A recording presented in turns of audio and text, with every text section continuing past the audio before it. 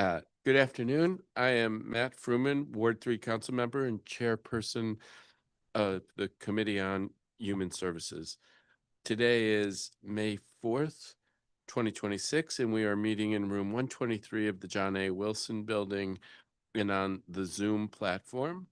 The time is now 1:12 p.m.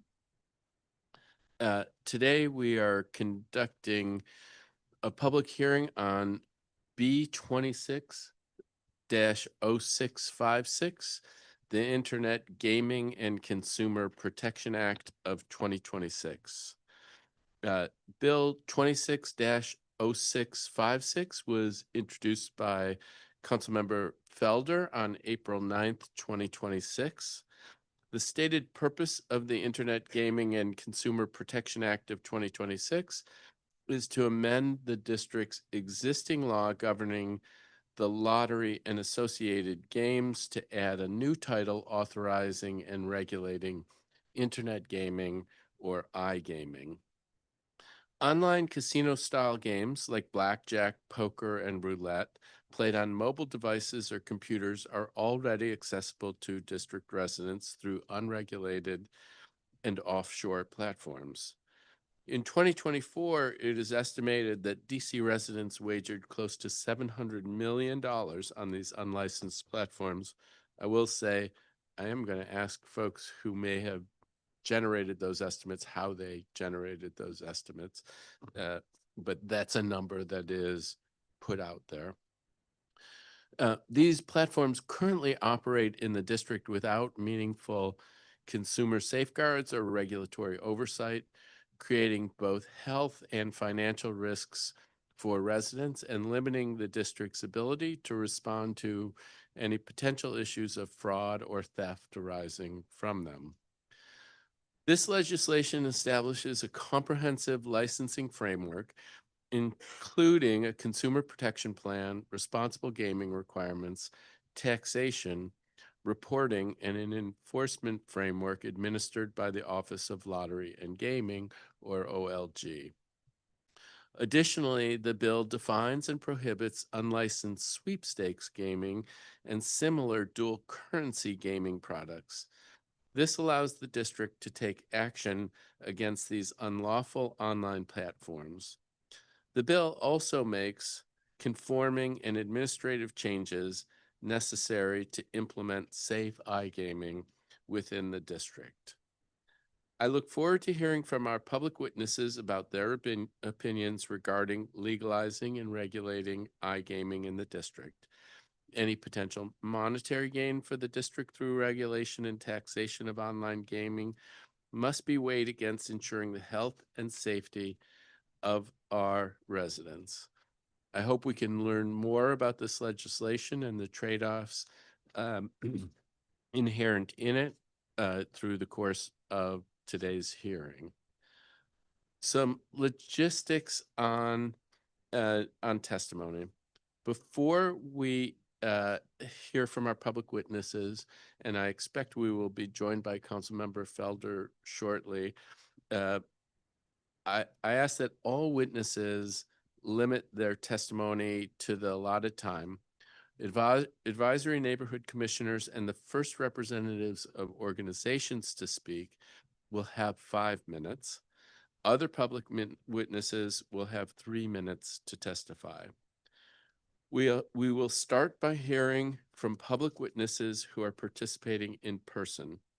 After hearing from our in-person witnesses, we will turn to our virtual witnesses. I will call the public witnesses who are here in person to testify on a single panel. If you are here to testify when your name is called, please take a seat at the table in front of me. Before you speak, please make sure you turn on your microphone in front of your seat. And I'm going to call those witnesses to the table and then the first round of witnesses to the table, and then turn to Councilmember Felder should he wish to make an opening statement. So let's start with Les Burnell, Director Les Burnell. Oh.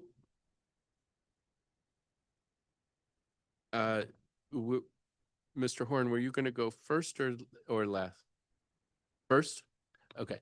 So, Bernie Horn, and then before we get you started on your testimony, let me turn to Councilmember Felder to see if he has an opening statement. Thank you. Thank you, Chairman Fillman, and good afternoon to our public and government witnesses. A few weeks ago, I introduced the Internet Gaming and Consumer Protection Act of 2026, Bill 26-0656, to regulate and legalize an activity that is already happening every single day across the District of Columbia, iGaming. Studies show that district residents are already participating in online gaming and online casino style gambling through offshore and unregulated platforms. Whether we choose to acknowledge it or not, this market already exists. The question before us is not whether online gaming happens, it does. The question is whether the district will continue allowing millions of dollars to flow outside of our oversight and outside of our economy, or whether we will regulate it responsibly, protect consumers, and generate revenue that benefits district residents. Estimates show that DC residents wagered approximately $700 million on unregulated gaming platforms in 2024 alone. That is revenue currently leaving our city with little to no consumer protection, no meaningful oversight, and no public benefit for the people of the district. As our economy continues to shift, as federal layoffs impact working families, and as we face ongoing budget pressures and economic uncertainty, we must begin thinking creatively and responsibly about sustaining revenue sources that do not place additional burdens on residents already struggling with the rising cost of living. This legislation creates a regulated framework for online gambling under the Office of Lottery and Gaming with strong consumer safeguards, age verification requirements, responsible gaming tools, and enforcement authority to crack down on illegal and predatory operators. Importantly, this bill also is about accountability and public benefit. The legislation establishes a 25% tax on online gaming revenue and licensing fees that can help the district address critical budget shortfalls while supporting investments in behavioral health services, financial literacy, consumer protection, and other essential public programs. This is not about encouraging gambling, it is about recognizing reality and responding responsibly. If residents are already engaging in these activities, then we have an obligation to ensure there are safeguards in place to protect them, especially young people and vulnerable residents, while ensuring the district receives the economic benefit instead of unregulated offshore companies. This bill also cracks down on unlicensed sweepstakes style gaming platform operating in legal gray areas and give the district stronger enforcement tools to protect consumers. Colleagues, the district cannot afford to sit on the sideline while other jurisdictions modernize their gaming framework, create consumer protections, and capture new revenue streams that support public priorities. This legislation is about modernization, it's about regulatory, it is about consumer protection, and it is about economic responsibility during a time when the district must be strategic about every dollar. I look forward to continuing to work with Chairman Fielman, my colleagues, stakeholders, advocates, and residents as this legislation moves through the committee process. And with that, Mr. Chairman. Thank you very much, Councilmember Felder, and thank you for your work on this bill. Okay, Mr. Commissioner Horn, nice to see you when you're ready. Thank you very much. This is the first time I've ever gotten a benefit by being an ANC commissioner, so thank you so much. I'm currently a commissioner from ANC 3D05, but about 25 years ago, I was the policy director and the congressional lobbyist for what was then called the National Coalition Against Gambling Expansion, which is now changed its name to Stop Predatory Gambling, which is your next witness. So I just want to endorse Les Burnell's testimony. There's nobody that knows more than he does. I'll make 3 quick points. First, creating new gambling sites that are supposed to be legal is not going to stop the illegal sites. It's not going to move anyone from the illegal sites to the legal sites. It's just going to create more gamblers with the city advertising and standing behind it. And, you know, to my mind, the way the city gains revenue is just as important as how it spends revenue. The second point is that internet casino gambling is intended to be addictive. It's created to be addictive. It follows the process of a B.F. Skinner box, you know, a psychological test that keeps people coming back. And, you know, social media is that to some extent, but, you know, we're not creating poor people with social media. So, you know, while the government might make money on this, the government's also going to have to spend money to try to do something about people who have lost their money to gambling. And the third point is whichever side you're on, and obviously I'm against it no matter what, I think that this is premature. I think that we're going to have a different mayor soon. We're going to have a substantially different council soon. And I think that something that has such a long-term and substantial effect shouldn't be done in this council session. I think it should be done next year when we have the new decision makers. And that's it. Thank you so much. Thank you very much for your testimony, Commissioner Horn. No, don't go away. I'm very sorry to hear that this is the first time that you've gotten any benefit out of being an ANC commissioner. I hope that I hope there's been some sort of like personal satisfaction along the way. Yes, that's about it, though. All right. So you said that if you create legalized gaming, you won't replace the illegal sites. And you made it sound like there is no trade-off, like there's no absorption into the legal gaming sites from the unregulated gaming sites. Is there data somewhere out there that you point to on that? I've seen data pointing in a different direction, but on what do you base that claim? I'll let Les Burnell address that, but you know, look at our city's experience with I-71 marijuana sales. It's been years and years and years, and we have not closed them down. We have taken steps, and those are physical things where you can go and send city employees and police. Online, there's nothing you can do. I mean, people can go to whatever internet site they want to go to, and they'll continue to go there. Okay.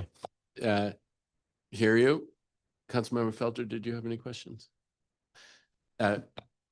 Thank you very much. And Councilmember Henderson, did you have any questions for? Okay, so thank you very much, Commissioner Horn. We have been joined by at-large Councilmember Christina Henderson. Councilmember Henderson, would you like to make an opening statement? I'll just be very brief. This was, I'm not gonna lie, I didn't know about this bill 2 weeks ago. People started asking me about it and I was like, what are you talking about? We're moving very quickly on this piece of legislation. I will say I'm approaching this in the same type of skepticism that I had about sports betting. I wasn't on the council during sports betting. So I think there are probably gonna be a lot of people who are gonna come up here and tell us about the revenue projections. And well, Gambit also had some revenue projections that we never achieved either. So I'll have some questions for the director of the lottery. I think, is that the governor? Is that the government witness? Yes. If we get there, but yeah, that's it. Thank you. I'm here to learn. All right, thank you very much. All right, now we will turn to our first panel, Les Burnell, Oliver Berry, Brianne Dora Schwal, and Keith White.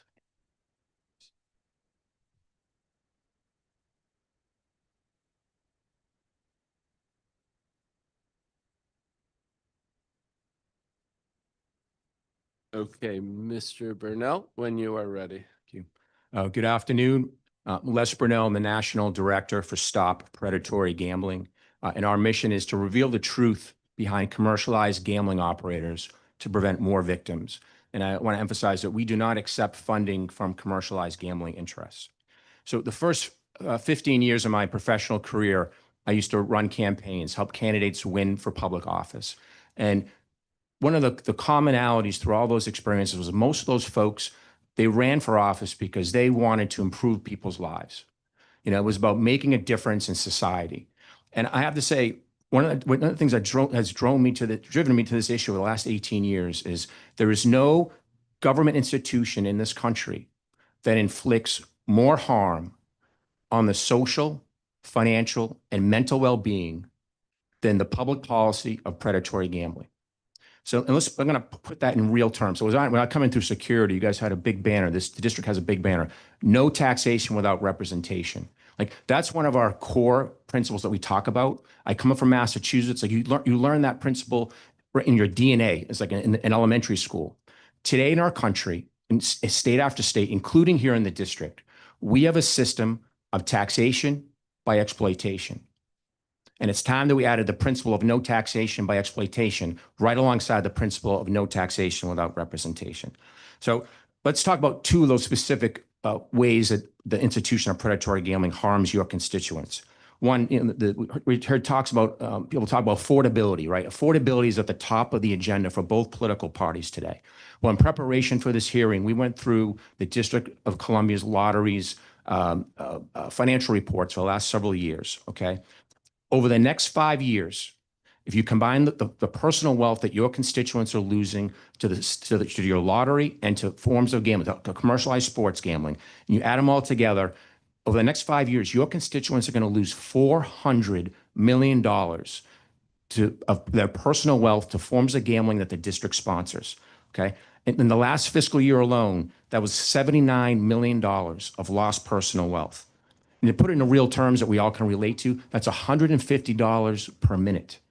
Okay, so in the 5 minutes I'm talking here today, your constituents are going to lose $750 million. $750 in the course of our conversation today. And the Washington Post reporter, Danny Funtz, his new book, Everybody Loses, had a great stat in there that only 1 out of every 100 online gamblers, okay, so 1 out of 100 online gamblers profits in the long term. So this is a government program we're talking about here. This is only legal when you partner with the government. And then last kind of key point I want to emphasize here, we hear a lot about illegal gambling. We got to go after this because we're going to wipe out these illegal markets. Well, since the district has legalized online sports gambling, the rate of illegal gambling in this district, as well as across the country and state after state that has legalized sports gambling, it has increased. And Brianne's has great numbers, studies on all the illegal numbers. So I'm going to let her kind of get into that in the weeds. But the numbers I love to cite are kind of the leading gambling lobbying entity in the country, which is the American Gambling Association. So in 2022, the head of the American Gambling Association wrote a letter to then Department of Justice AG Merrick Garland, calling on the Attorney General. This is 4 years after the legalization of online gambling in this country, sports gambling, calling on him to crack down on illegal gambling, right? The New York Times broke down an incredible story in 2022, did a 4-part cover story on how the narrative behind illegal gambling was a made-up public relations narrative by the gambling industry. And the reason why they needed to do it is because your constituents, they're not demanding online gambling. They weren't demanding commercialized sports gambling. They sure as heck aren't demanding online casino gambling. So they have to create this phony public relations narrative to create, to breathe life into a lobbying campaign, because there's no rational reason why you'd ever support this. So that's the reality of this. It's a con for your constituents who are losing $150 every minute to this. And then lastly, when we say we're going to regulate this, okay, the District of Columbia today, in every low-income neighborhood, on every street corner, is selling $50 lottery scratch-off tickets. Okay, that's what regulated gambling looks like in the district. Okay, $50 scratch-off tickets to low-income citizens. I don't think any of us are in public life, because that's what we think this is about.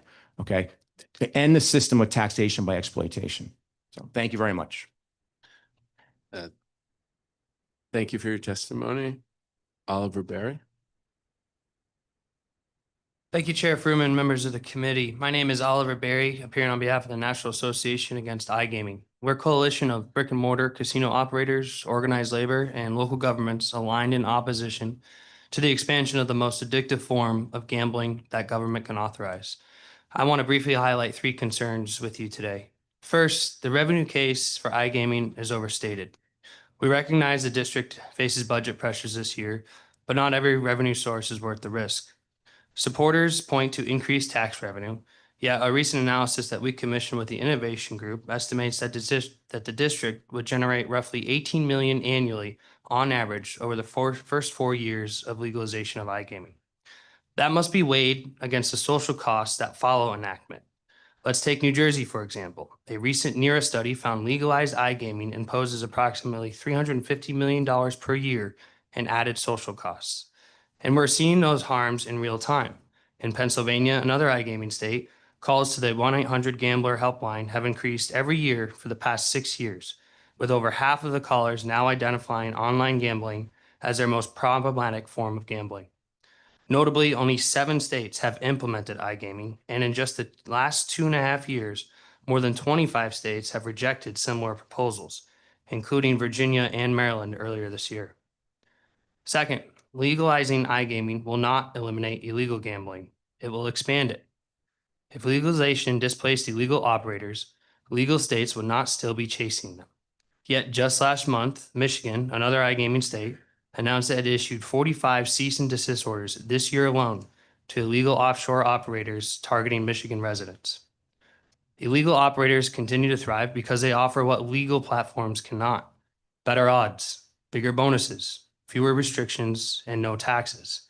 That is why illegal operators still control roughly 74% of America's $90 billion online gambling market. And in 2024 alone, illegal gambling revenue grew 64%, nearly double the legal market's growth rate. The answer to illegal gambling is not stronger enforcement, not legalization the answer to illegal gambling is stronger enforcement, not legalization that expands demand and normalizes risky behavior. Lastly, we believe this bill raises serious policy and legal concerns. iGaming is not just another gaming product. It is 24/7 casino gambling in every pocket. These platforms are designed to maximize engagement through push notifications, targeted promotions, frictionless deposits, and continuous play mechanics. And beyond those policy concerns, I think the district faces a serious legal question.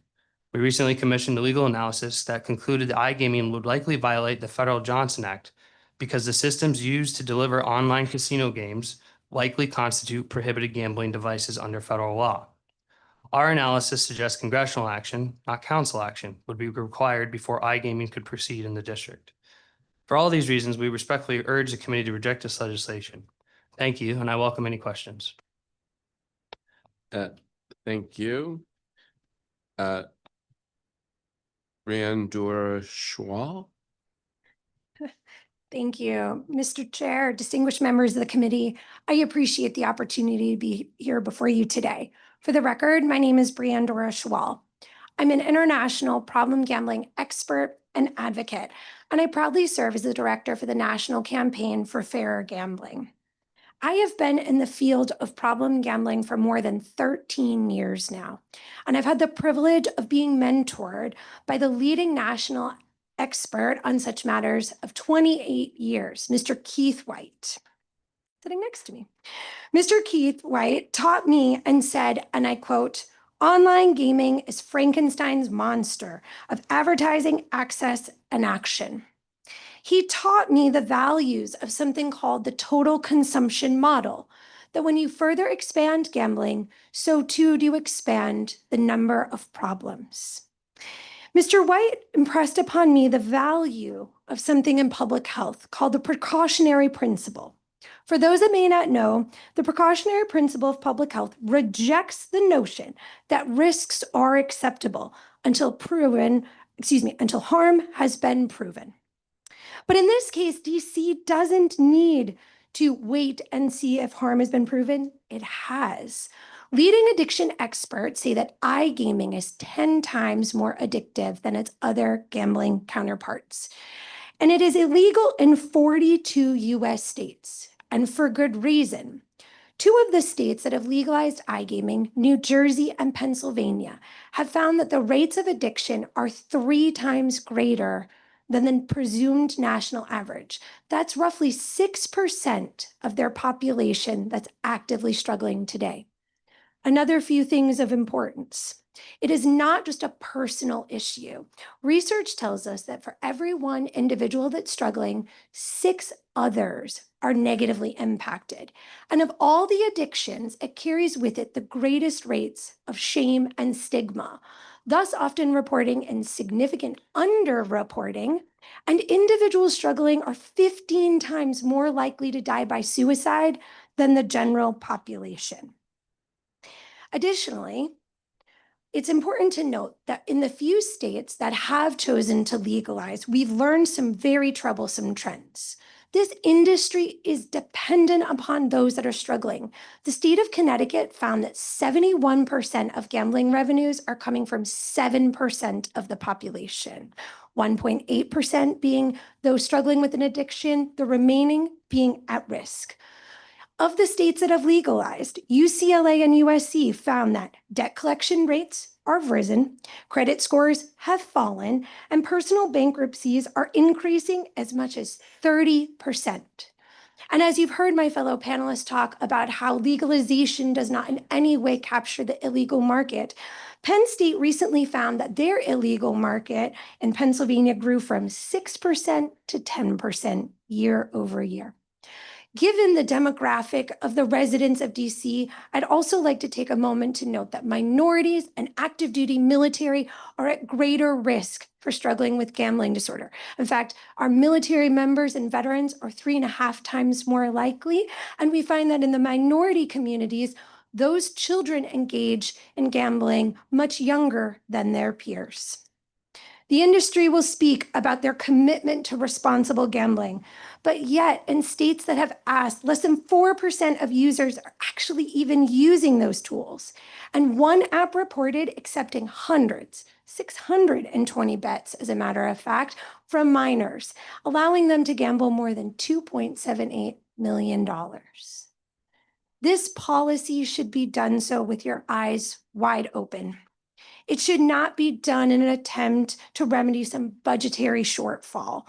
The catastrophic harm that will be felt from this legalization will not only be gravely felt by that individual, this will trickle into your homes, into your communities, and will be felt by the entire district.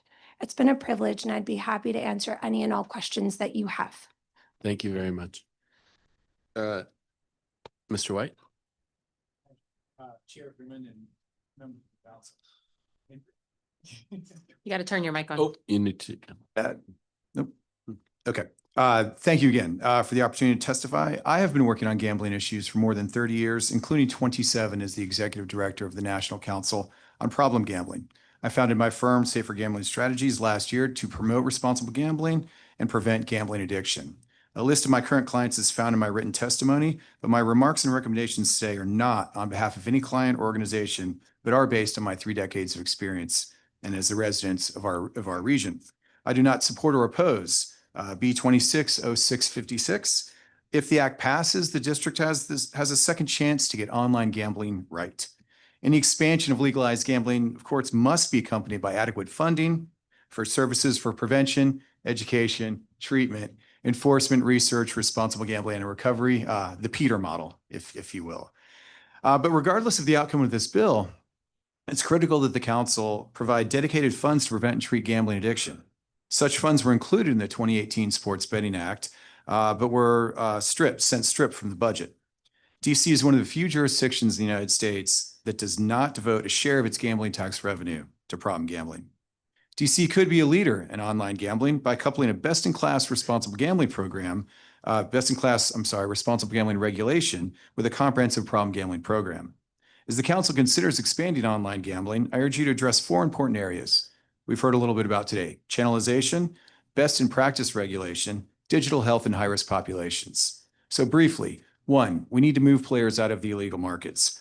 One important aspect of this discussion is that illegal gambling operators, of course, pay no taxes or provide no consumer protection.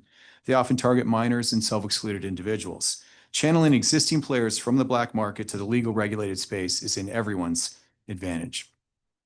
We need to extend the existing online regulations here in DC.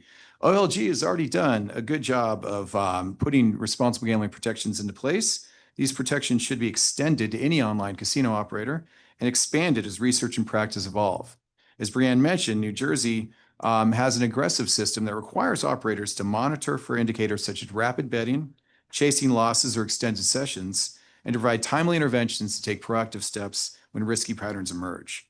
Players should be encouraged and even incentivized to take control through deposit limits, time limits, budget calculators, and personalized activity dashboards. 3, we need to use digital health technology to fill the gaps. As discussed, DC does not have a dedicated fund to prevent and treat problem gambling. Even if this bill is enacted, it will take a while for these services to be built.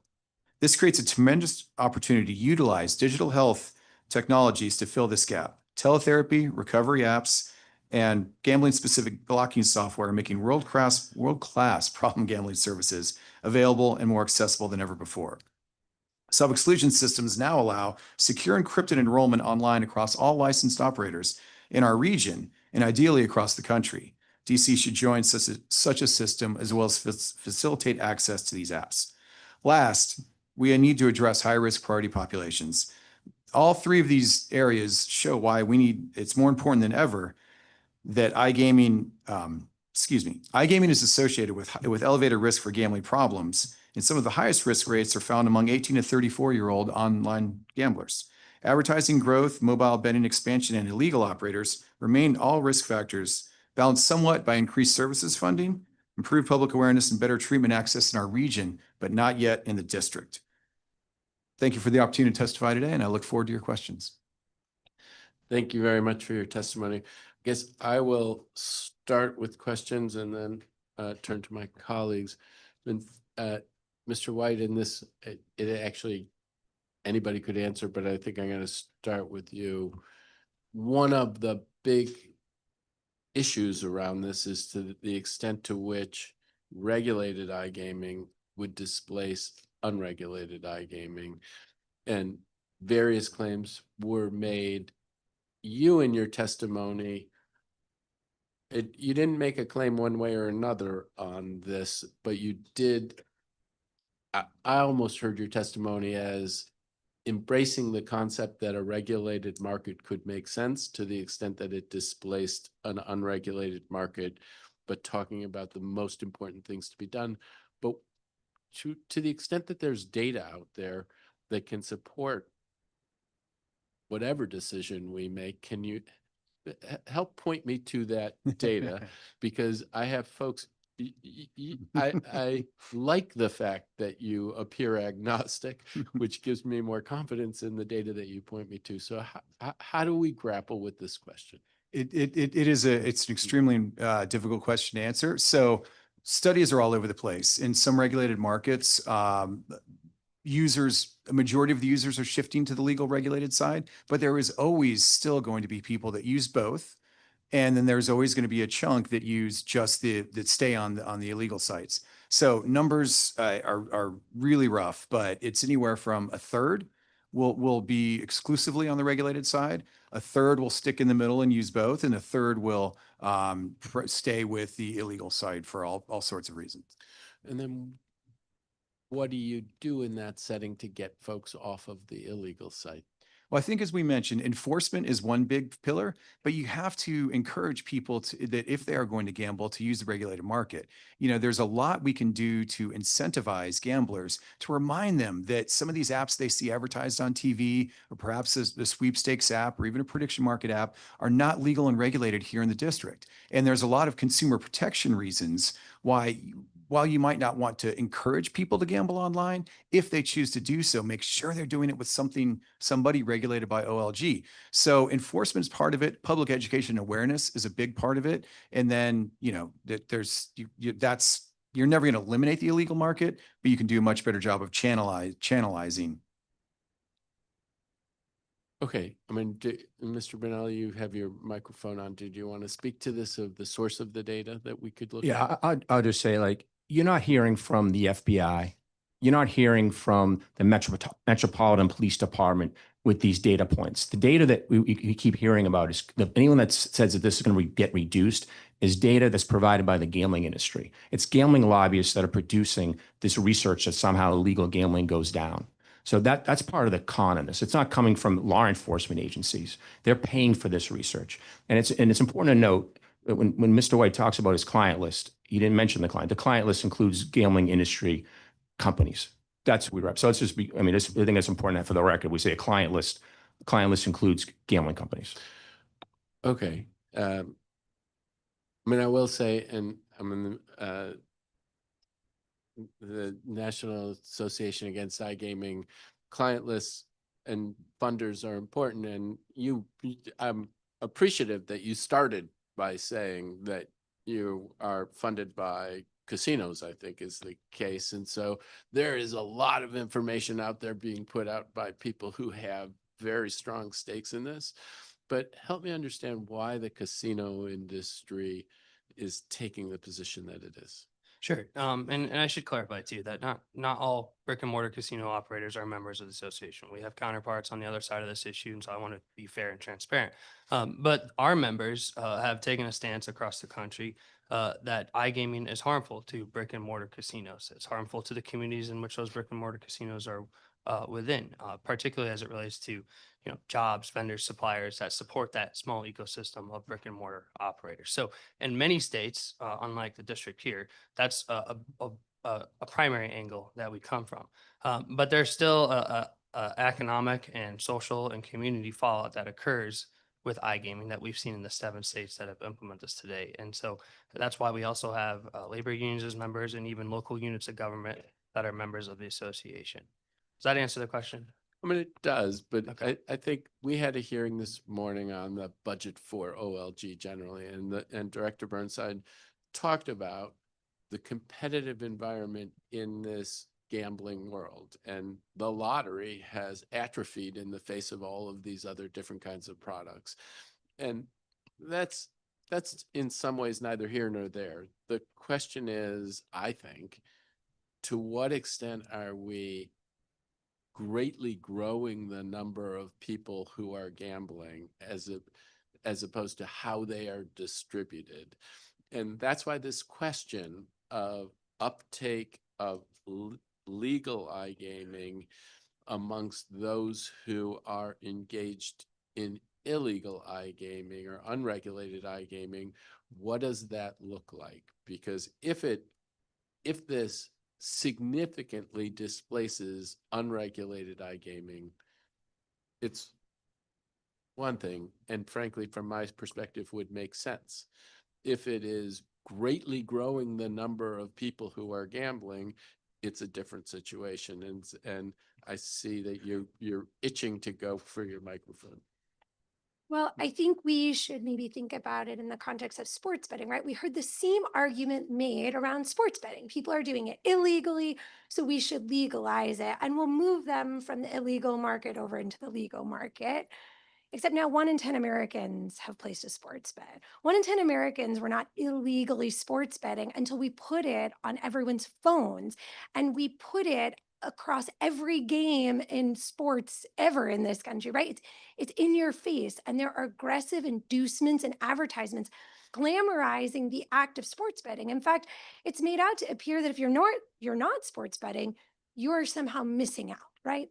And so the same will exist in the context of iGambling. It's the sports betting operators, right, who are asking for this inclusion. I'll now easily be able to go on my sports betting app if this were legalized and then quickly migrate over to a slot machine or blackjack machine. You're never going to be able to compete with the illegal market. These are operators who have a flagrant disregard for our laws and for consumers for their own interest. You'll never compete with them. They just don't care. If I may just add one quick note to that. So I think too, just from a high level, it's inherent to conclude that if the illegal market continues to grow, as I mentioned before in 2024, and the illegal market is continuing to grow, whether it be sports gambling or iGaming in those 7 markets that it's at, that has to be additive if both are growing. It can't be that we're losing gamblers on one side and adding them on the other. If both channels are growing, either some have moved over and new ones have joined one side, or we have completely added to the pie. Yeah, I mean, maybe, but it also could be that people frequenting brick and mortar casinos went down. And it could also be that people who had used the lottery games and thought of that as their vehicle for their entertainment dollar have gone down. So it isn't, I mean, it isn't as night follows day. And I do think, and I mean, I think this is very important testimony. So I'm very grateful to you for your testimony. The illegal operators with no guardrails, with none of the kinds of things that are talked about in this legislation to manage the way in which the gambling happens, they are more toxic than legal iGaming and regulated iGaming. So I hear the passion from the panel, and I get it. And I mean, I will say in my family, there have been people who have, long before the casino was on their phone and in their pocket, got into trouble and needed to be bailed out because of gambling. So I 100% get that. The question is, how do we deal with, as Councilmember Felder was talking about, the fact that it is there? And what do we do in that context? Do we regulate it and try to put as many guardrails on as possible? Or, as you are warning, if we do that, did we just increase the pie? It is not my goal to increase the pie. My goal is to try to, if it happens, do it in a way that protects people as much as we can while giving them something that they clearly want. So I'm speechified, but wanted to respond. And now I will turn to my colleagues for other questions. Councilmember Felder, if you have questions. Thank you, Chairperson Fioman, and thank you to each and every one of you. I truly appreciate your testimony.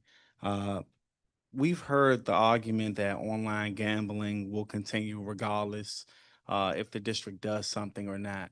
Brianne, you can start off with this question, and everyone else is more than welcome to chime in if they would like.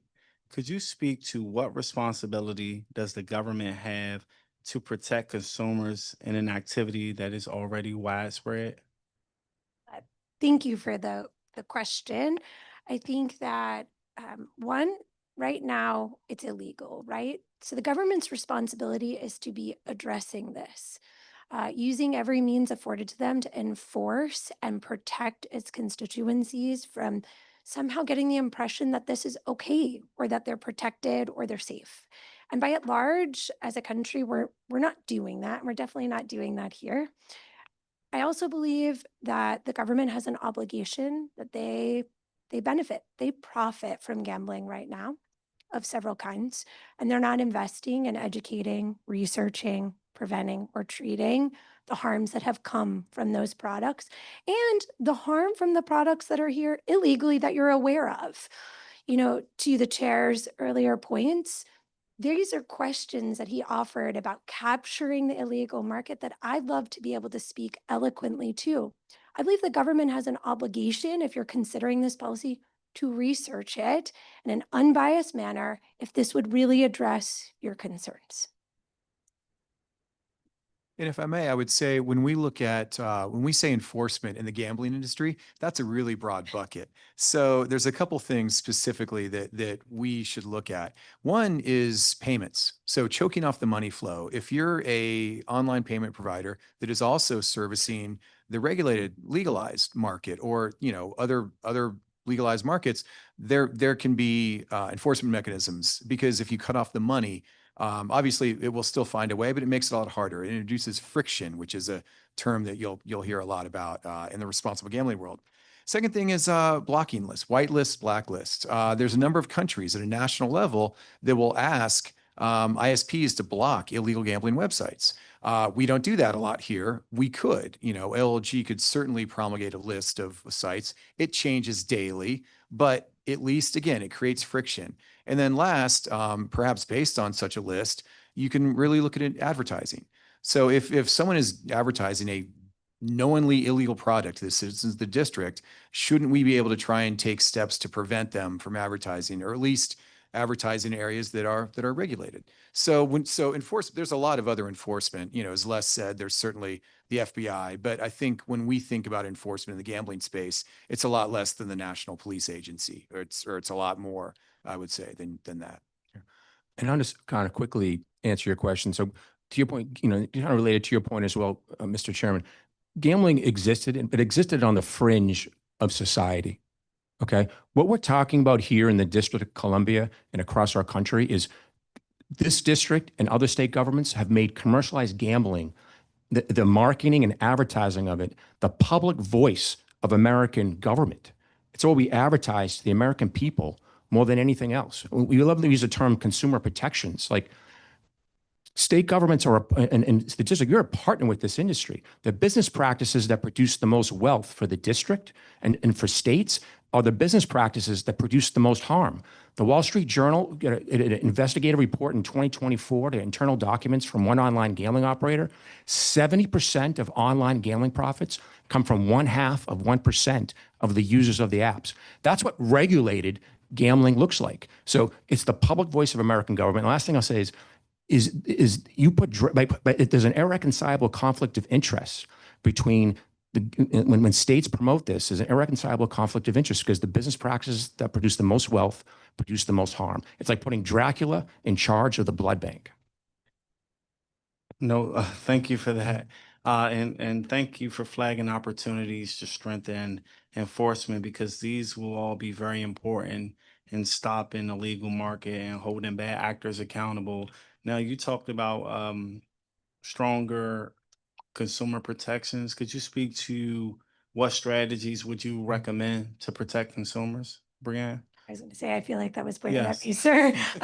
Thank you. Well, one, as I noted, some of the state evidence shows that these responsible gaming tools that often the industry will speak to are not really heavily engaged upon. Now, there are some variances if we're talking about like self-exclusion, cool-offs, deposit limits, not to belabor the point, but it's hovering around 4%. So if we actually wanted to protect consumers, incentivizing users to use the tools that are designed to hopefully help prevent or alleviate harms would be key.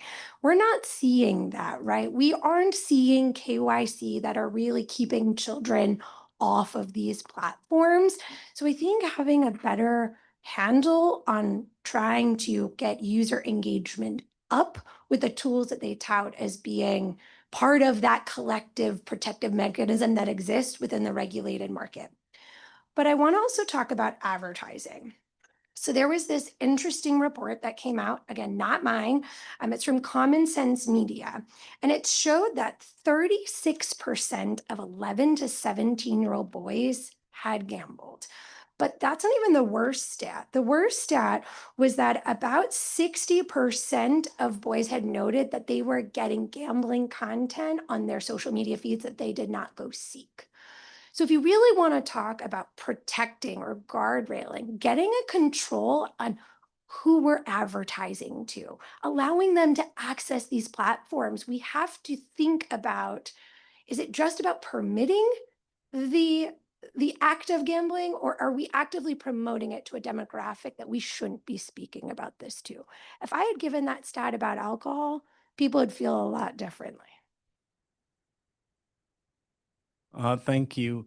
I heard a lot of conversations about, I'm sorry, within your testimony, you guys talked a lot about, if the district legalizes iGaming, this would just expand. Could you speak to how do you justify allowing illegal operators to continue to profit with no accountability? I don't justify it, sir. With all due respect, I believe that it is incumbent upon DC to get better about enforcing it. The data that I have seen from states such as Michigan, Pennsylvania, New Jersey, not my own, are telling me that legalization has only grown the market. I don't believe that it is okay for DC residents to have access to these platforms unchecked. I would agree with the industry wholeheartedly. It is existential to individuals to have unfettered access to the illegal market. But legalization all but guarantees the growth of that market. And the only thing that I can weigh in on are policies that you're considering. And as much as I'd love to give you a million guardrails from international precedents to safeguard a legalized market, I can't. I'd love to. I'd love to tell you that 2-pound steaks are the answer here, and slowing down the games is going to all but ensure that you're not going to have massive harm, or that everybody's going to move to the legal market and the illegal market goes away. I too seek all those things. One of my dreams by doing this work was that I'd be in a room over the next, 15, 20 years around public officials where and there's a growing number of them, frankly, that are feeling this way, and it's exciting to me. But what I would love to see is public officials who are passionate and disgust about the lack of enforcement by legal gambling. The fact that on street corners in this city, people are selling $50 scratch-off tickets as a government program. The fact that your lottery and other lotteries in this country are exempt from truth and advertising regulations. Like this is the district. It was in this district where 20 years ago they had ran advertising with Martin Luther King on lottery advertising saying, "Live the dream, play the lottery." That's what it looks like. That's what we should be passionate about. Your constituents are losing $150 a minute to a government program. Okay, and you'd reduce that, you're going to reduce illegal gambling. People can't pay their rent, can't pay their health care, and we're pushing, people are already losing $150 a minute without even adding this stuff into the district. If I may just say something more about that. Not everybody who gambles will suffer harm. But we're talking about a policy based upon people who are breaking the law, about businesses that are here breaking your laws. We spend trillions of dollars a year in buying drugs off the streets. I don't hear anybody talking about whether or not we should legalize fentanyl, because that's going to be the way to address the drug crisis. I'm all about giving people the option to gamble if that's what they want to do, and not everybody will be harmed. But as a proud American, I don't know if we should make our policies based upon bad actors. Thank you. Thank you for that. And that concludes my questions for this panelist. Thank you, Councilmember Henderson. Thank you. Thank you all for your testimony. I have a couple of follow-up questions. So right now you could place a bet on pretty much anything right from your phone. I could place a bet on how many times Matt says in a hearing. I could place a bet on how many posts will be done. I don't know if we're going to drop a bomb that day, any number of things. So I guess my question to start is, why is iGaming any more addictive than Polymarket or Kalshi or any of these other things that are already out there? That's for anybody. Yeah, I'll start, and others here can probably, with the public health experience, can speak to even more depth to that. But Because what you're doing, you're taking this is gambling fentanyl, online gambling. You literally are playing the money makers are like games like online slots where you can play them like every 5 seconds. You can just push money right in. It's all seamless, from your bank account right into these apps. And you literally can play 24 hours a day, 7 days a week, right from your bedroom. So you have a tough day at work, you're going through a divorce, you just lost your spouse, to death. Like you need to escape from life. You get on the apps and you can lose every last dollar that you have and go into tens of thousands, hundreds of thousands of dollars of debt, like in a month. No, I hear you. That's what makes it. So there's no, and they don't cut you off. The states, because the states are making money from this, no one steps in and cuts you off. No, what cuts you off is your access to cash. Once you run out of money, that's when they cut you off. Okay, but there are casinos that are open 24 hours, so. I think maybe to your question, Okay.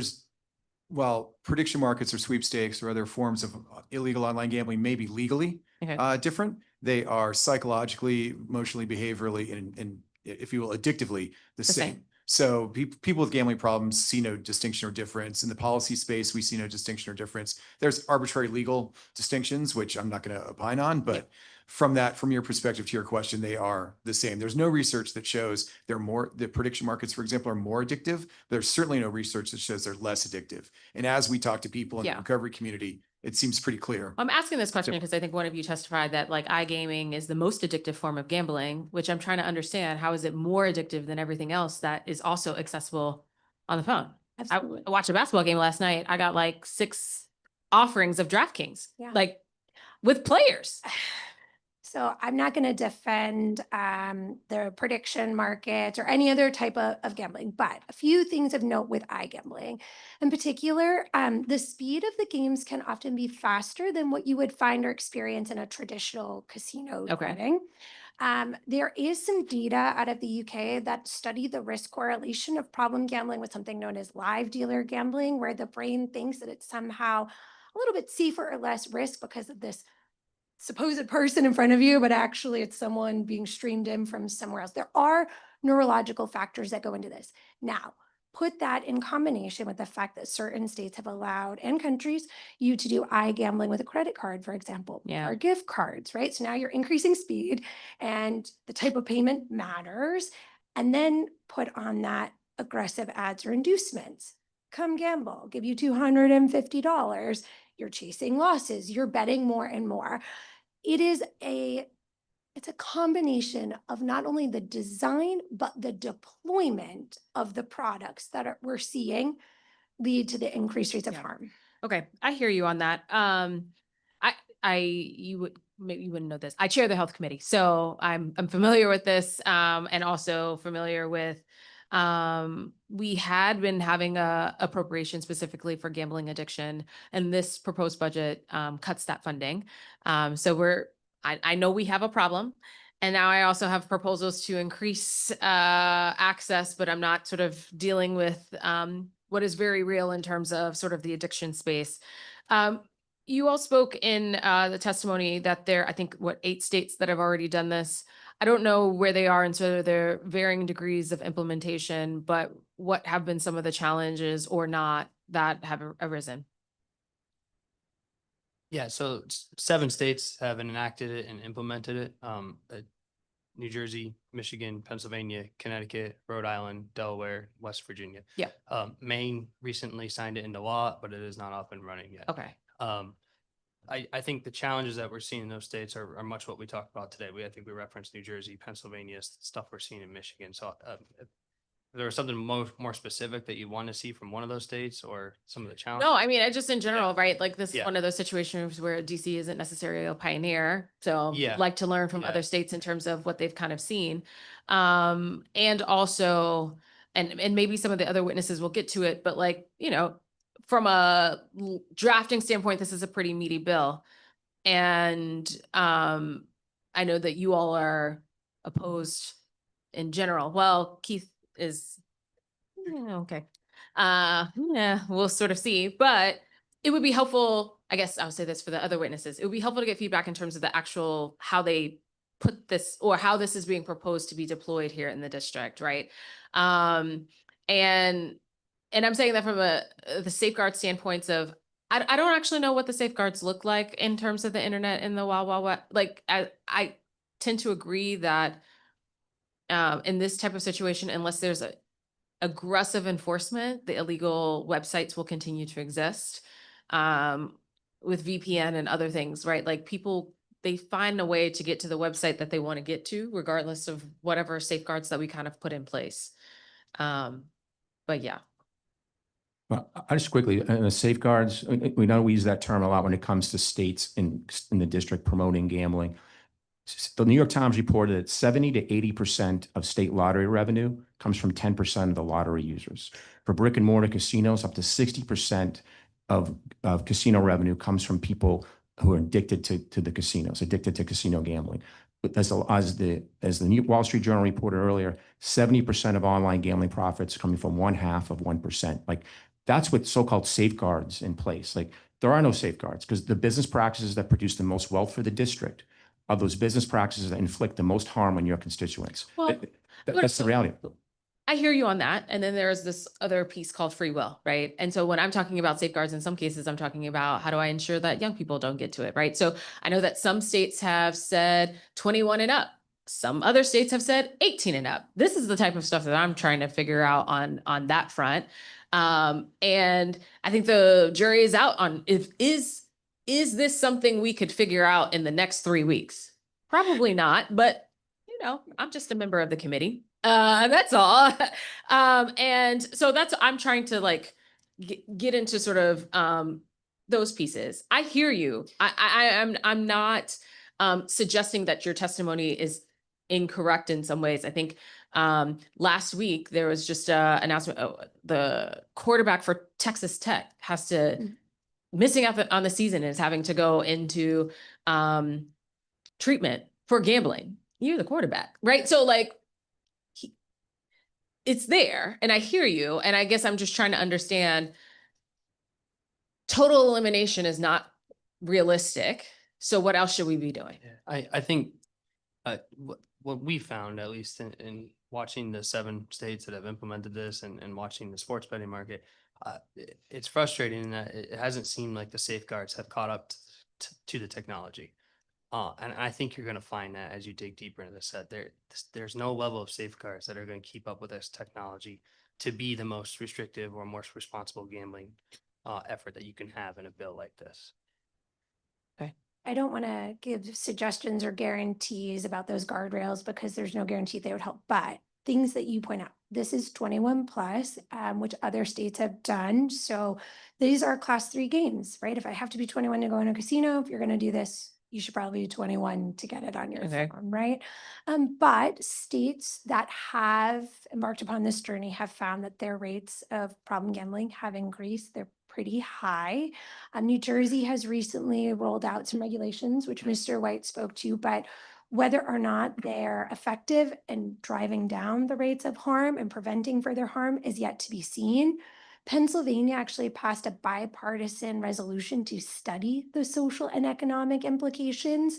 A very jarring stat that came out of that Penn State report I noted found that upwards of 20% of mixed mode gamblers, so these are people who might go to a casino and play online, have a gambling problem. This would be some of the highest rates in the world if this is true, and I have no reason to doubt Penn State gave us wrong data. So addiction, percentage of revenue from those addicted is a very real concern for the district or any state that would consider such a policy. And just real quickly, in my written testimony, I referenced the National Council on Problem Gambling's Internet Responsible Gambling Standards. That's the baseline that every jurisdiction should use. OLG's got a good start. They don't meet all of those standards yet, but in each of the 7 jurisdictions has a different mix, but there's a template out there. Okay, thank you. Thank you. All right, thank you very much. Councilmember Felder, do you have more questions? You're done? I want to thank you all very much. I'll make one observation. And some of part of what makes this hard is some of the things, the guardrails that you're talking about, cooling off periods, the way in which payment is done, the amount that you can bet in all of those kinds of guardrails may make legalized iGaming less competitive with illegal iGaming, which is what we want. And yet that's a tension that is out there. There's also the data about where there's legal iGaming, there's evidence of higher levels of addiction, but that can also be addiction that is revealed because there is legal iGaming where it existed but had not been exposed because there weren't the references to responsible gaming. So this is a tough one. Very grateful for all of your testimony, and we will now turn to our next panel. Thank you.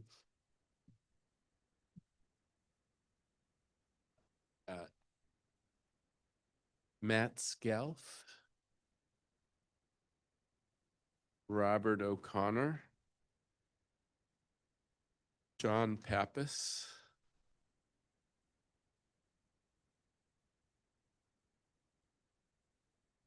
and Michelle McGregor.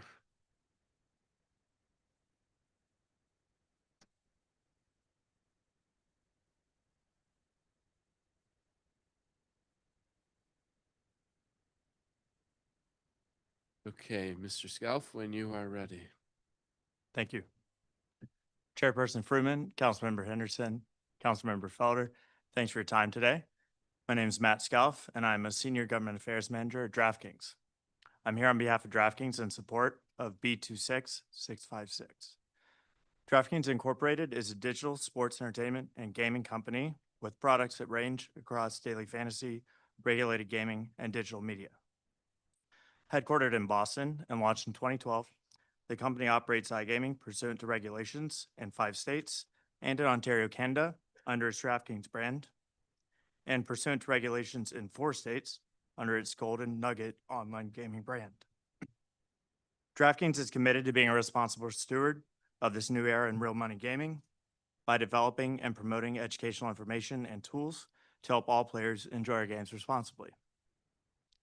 Nearly 2 years ago, Council passed legislation to modernize the district's online sports wagering market. Soon after, DraftKings Sportsbook launched in the district and has contributed nearly $11 million in tax revenue while providing a safe, responsible gaming environment for district residents. The bill represents a natural next step, building on the district's success by joining 8 states and authorizing iGaming as part of the district's existing, well-regulated gaming framework overseen by the Office of Lottery and Gaming. Importantly, iGaming is already occurring in the district through unregulated operators. These entities generate $18.8 billion annually nationwide without paying taxes or adhering to basic player protections. For the district, this represents an unrealized recurring revenue opportunity estimated at $500 million over the 5-year financial plan. In addition to the revenue opportunity, regulating iGaming positions the district to safeguard residents by codifying responsible gaming protections. DraftKings supports such protections, and our responsible gaming team is a leader in this space, focused on promoting responsible play and advancing best practices through our work with the Responsible Online Gaming Association. In the district today, we already offer responsible gaming tools for sports wagering, such as our budget builder, deposit limits, time limits, cooling off periods, and self-exclusion. Under this legislation, these same tools will be adapted for iGaming and made available to players to help them game responsibly. DraftKings has a strong record in the 5 iGaming states where we operate, delivering both meaningful tax revenue and robust player protections. We look forward to the opportunity to bring that same model to the district and respectfully urge the committee to support the bill. Thank you again for the opportunity to provide testimony today. I would be happy to answer any questions the committee may have. Thank you very much. Mr. O'Connor?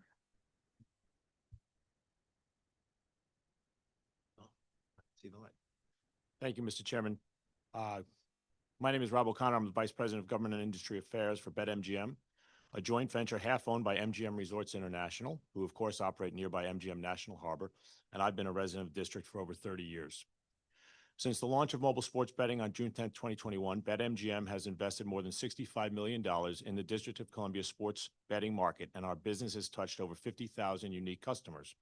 Over these 5 years, our employees in the district have participated annually along with our Washington Nationals partner in their Turkey Palooza, distributing over 900 turkeys and 900 winter hats and gloves just before Thanksgiving. Additionally, BetMGM annually supports the Cherry Blossom Festival and the DC Pride Parade. The last time me and my Sports Betting Alliance colleagues testified before the council, almost exactly 2 years ago, we came forward with the proposal to open up the DC online sports betting market to a competitive mobile licensing framework. We speculated then that if DC opened the market, it would likely experience rapid tax revenue growth. The DC Council passed that bill, and the tax revenue increases have followed. Similarly, today, I appreciate the opportunity to submit testimony in support of Councilmember Felder's bill, the Internet Gaming Consumer Protection Act of 2026, and would like to thank Councilmember Felder and Chair Fruman for their leadership with this timely conversation about iGaming.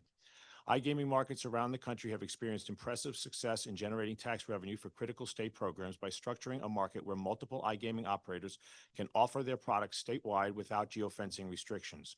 This type of framework recognizes two fundamental consumer dynamics. One, people are increasingly seeking out entertainment through digital means. And two, they like to have options to compare game products, game types, betting odds, loyalty rewards, etc., and ultimately use what they believe to be the best platform for their gaming interests. Speaking as a company with significant online and physical gaming verticals, I want to highlight the value of the omni-channel experience. Based on extensive experience operating around the country, time and again, our company has observed that markets perform at their best by maximizing consumer engagement when iGaming is introduced to complement in-person betting experiences. You do not need to look far to see the revenue success of competitive iGaming markets. Neighboring states, Pennsylvania, West Virginia, Delaware, and further New Jersey, have each had competitive iGaming markets for several years and have experienced significant year-over-year growth in tax revenue. BetMGM strives to delight our customers who gamble responsibly. We take responsible gambling issues very seriously and look forward to working in partnership with the district on standing up a safe and responsible iGaming market. We continue to develop protocols that encourage responsible gaming on the front end and use a series of markers to identify when a player may be exhibiting signs of problem gambling. We offer messaging and interaction with players, self-exclusion lists, and wager limits as examples of ways that players may limit their engagement. And when we do identify a customer with a potential gambling problem, we refer them and pay for their intake interview with a trained professional gambling addiction counselor. From an operational and compliance standpoint, BetMGM and others can quickly enable a mobile district-wide iGaming platform. Bringing iGaming to DC now will rapidly increase revenue to the city. Thank you, Mr. Chairman. Thank you for your testimony. John Pappas. Thank you, Chairman Furman, members of the committee, for the opportunity to testify, and thank you, Councilmember Felder, for your leadership on this bill.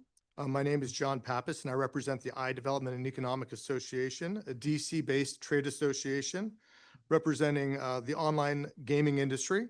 I myself am a DC resident for almost 30 years, and I have two young children who are in the DC public school system here in DC. I want to start with the point which has already been made extensively, and I think really hit on the head by the chair when he said, what do we do with the fact that it is here? It is here. Online gambling is here today. Some data that was presented in my testimony shows that over 100,000 visits to illegal offshore sites happen from within the District of Columbia, not once a year, every single month. 100,000 visits to offshore websites from the District of Columbia. Tens of thousands of ads are delivered not only to minors, but to adults here in the District of Columbia every single month. In fact, on my phone, as I was sitting there, I typed, "Can I play online slots in DC?" And immediately I was driven to several websites saying these are the most trusted websites in DC to play online slot machines. Not only that, on my way here, I was listening to one of my favorite podcasts hosted by a DC radio personality, where he advertises for one of the prominent offshore online casinos, encouraging people to place bets, earn deposit bonuses, etc. So DC is happening, iGaming is happening in DC today, as has been clearly identified. And these sites, as we've also discussed, have no age verification, no responsible gaming tools, no consumer protections, and they generate this much revenue for the district, zero. When you think about it, what Chairman Felder, I'm sorry, what Councilman Felder has proposed is very different than what is happening today. DC and other governments across the country have tried to deal with limiting device and how people applying safeguards to digital content online. So in DC, they're limiting devices in school, which I think is a great thing, but it's not a comprehensive framework to really control and govern behavior. What Councilmember Felder is proposing proactively puts those guardrails in place before a legal product is offered. The regulated gaming industry supports strict age and identity verification. We support geolocation to ensure compliance with local laws. We support tools that let consumers limit their time and their spending and require real-time monitor to identify risky behaviors. No other industry comes to policymakers asking for this level of built-in consumer protection.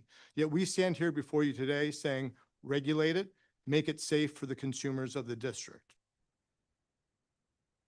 And these aren't theoretical tools, as they've discussed. They're already in place in a number of jurisdictions, and they're effective in controlling behavior and ensuring that players have a safe and regulated place in which to enjoy this recreational activity. And let's be clear, this isn't happening in a vacuum. Not only is it happening in DC, other states are actually looking to license and regulate this. States of Maryland and Virginia were actively involved in passing legislation and advancing legislation this year. We suspect that they will advance those legislation soon, and we want to make sure that DC is held up, is held competitive with those neighboring states. So the choice for the council is pretty clear, in my view.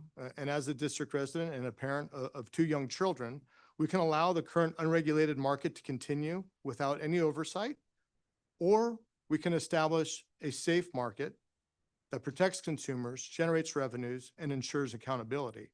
I hope the committee will support this important piece of legislation.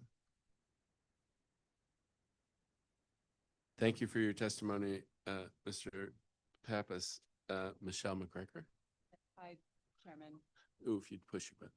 Chairman Fruman, Councilmember Felder, thank you for this opportunity to testify today. My name is Michelle McGregor, and I'm proud to call DC home for nearly 15 years. And you know, I think maybe unlike some of the other previous panelists, I have lived here and I've seen firsthand how DC deploys government programs that are funded by tax dollars and creates opportunities for residents to enjoy the city, but also be safe and to have access to critical public services.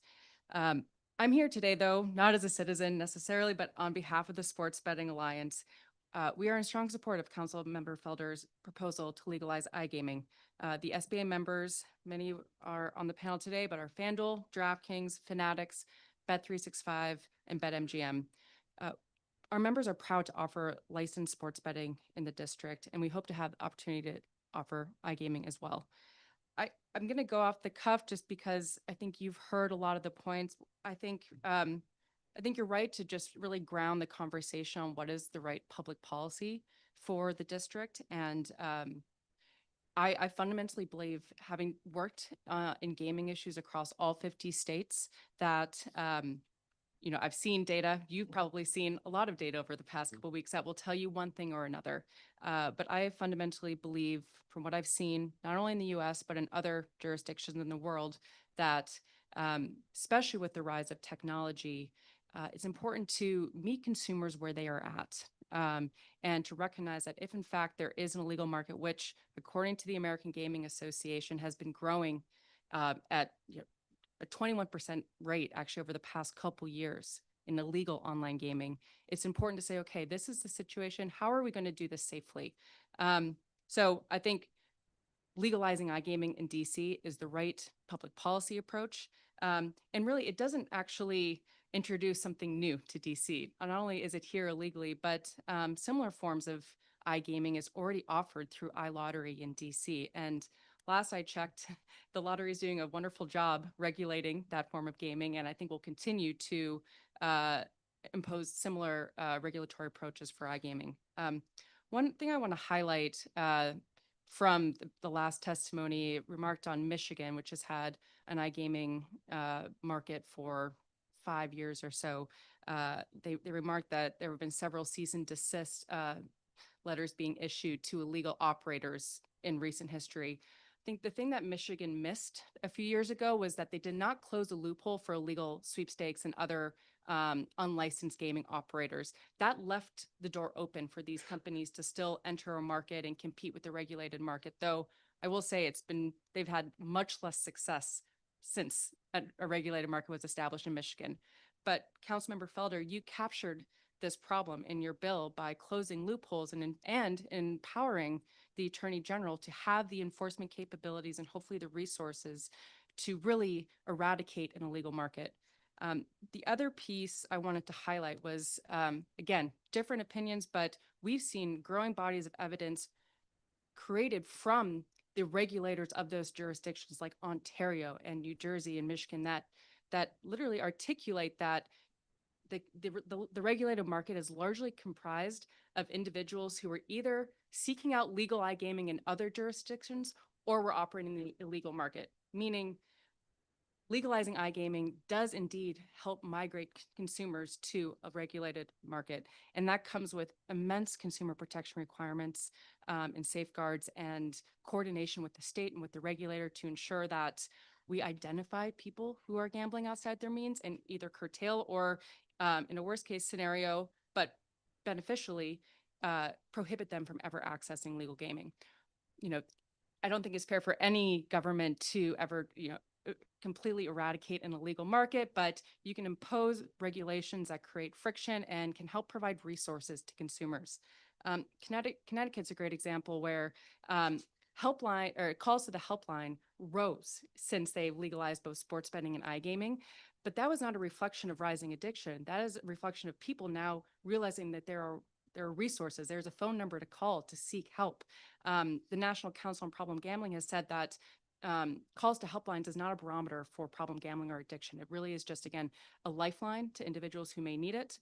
And that dynamic is true across other states with legal markets. So I'll pause there in the interest of time. Happy to answer questions. Well, thank you very much. I do have some questions coming out of your testimony, and I'll have questions for others on the panel. The Michigan phenomenon, am I to understand that there was a loophole and they closed it, and that's why the cease and desist orders have been done? They have since followed up with legislation to that mirrors what the council member is proposing to consider that activity illegal and then susceptible to cease and desist letters. So yes, If I'll add, enforcement without legalization is basically toothless, right? Essentially what you've done is you've enforced, but consumer demand is still there. So consumers will continue to find products that are even further deeper onto the web than that which was maybe even more easily accessible, but they will find a way. So when you have enforcement alongside a legal market, that is when it is truly effective. In fact, the Michigan Attorney General's office spoke at a panel here in Washington, D.C. this past week, and they testified that more than 75% of the people that they've issued C&Ds to have complied. 75%. Many of these are based offshore companies. So that's an impressive number that you're having 75% compliance. And that's because those companies know they have to comply because consumers have a legal market in which they can go to. okay. But I just was trying to understand the phenomenon that had been cited. And so there was the reference in the earlier panel, a large number of cease and desist orders, and you're saying that those are from having closed a loophole that we closed in this legislation. Yes, my understanding was they were trying to suggest that legalizing a market does not eradicate an illegal market. We've seen data that says the opposite, that when given an option, consumers transition to a legal market, but pairing that with closing legal loopholes and enforcement action was something that Michigan missed. So when they followed up 5 years later, that has now since accelerated the transition from eradicating an illegal market. Okay.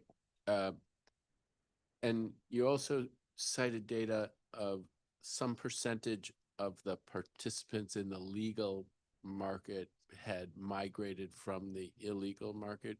Was that Connecticut that you were, what were saying again? The data from Connecticut is just consumer engagement using helplines for, reaching out for any problem gaming. But on the consumer migration data, there have been studies performed, one specifically that surveyed individuals in states with legal iGaming, Michigan and New Jersey, and then residents in North Carolina and Illinois, just a variance of jurisdictions. And across those 4 states, the consumers who were participating in legal markets said that they had either previously been participating in the illegal market or traveling to jurisdictions with legal iGaming to play. So the composition of a legal market was made up of people who were already playing, by and large, anywhere from 60 to 90% of individuals.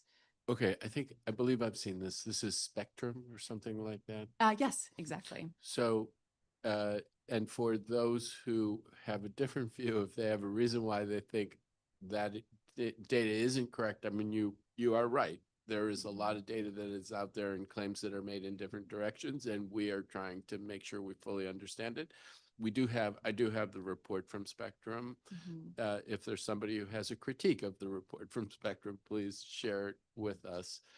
The reference to the Attorney General of Michigan and her testimony, if you could send that to us, I think it was. Yes, it was from the Michigan's office. They were here speaking at a panel last week in Washington, D.C. So I'm originally from Michigan. It doesn't, but and I think the world of the Attorney General, the current Attorney General of Michigan. So I'd be curious to see what it is that she is saying on this topic. So if you could share that with us. I think you kind of covered this. I mean, one of the things that people have talked about is guardrails, and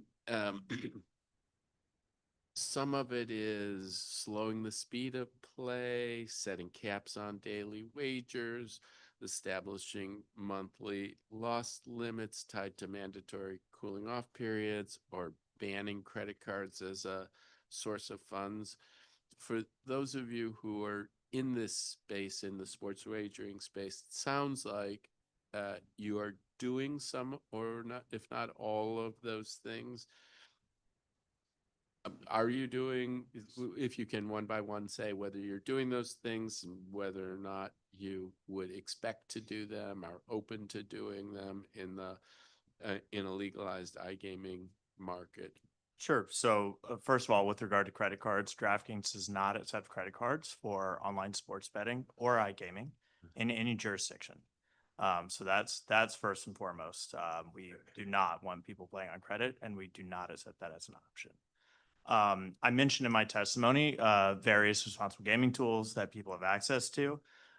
There was some reference earlier about how often that's taken up. Our internal data at DraftKings is that 52% of our users do use a responsible gaming tool, at least one on our platform. We're working every day to get that number up. So we're at 52 now. Our goal is 100%. Responsible gaming is for everyone, not just folks that may have an active responsible gaming challenge. We want everybody to use those tools. Something we did this year for the first time to encourage people is we had a Super Bowl ticket offer. So if you set in our app a responsible gaming tool and started using that, we would enter you into a raffle for a Super Bowl ticket. So folks were very excited about that opportunity, and we got some good uptake from it.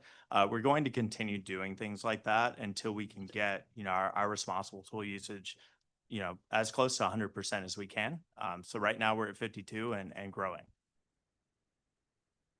And Mr. Chairman, on behalf of MGM, we've been doing this in Nevada since the beginning of legalized gaming in the country. And with respect to the different tools that we use, we've even gone one step further, and they had their Super Bowl matter. We took we made an ad. Someone earlier, one of the critics talked about our, the advertising and the plethora of ads. You still see more pharmaceutical ads and insurance ads than anything else, but they had their numbers and whatever. So we went one step further, and we're actually using one of the greatest hockey players in the country, a guy named Connor McDavid, who plays for Edmonton. He does an ad for us encouraging our users to use the responsible gambling tools.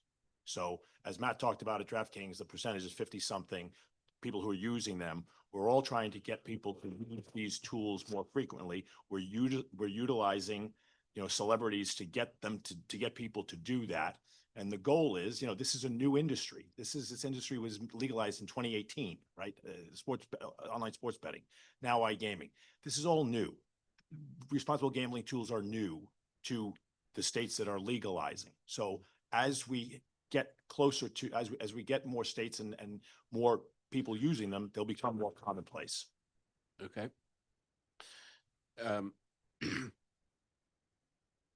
If I could add just on the, Yeah. just the member companies on the whole, because there are 3 that aren't represented here in the sports betting lines. Across the companies, there are, roughly 200 individuals whose full-time job is to promote responsible gaming and to curtail problem gambling. Above and beyond that, the companies invest millions and millions of dollars in addition to whatever tax revenue is appropriated to problem gambling funding, because it is paramount to the industry, and I think it's truly a cornerstone of what differentiates the legal market from the illegal market. We are here to be a good partner of the state or the jurisdiction because we want to be successful in giving consumers a form of entertainment. There is words like profit thrown out on the last panel, and that's not the goal of gambling.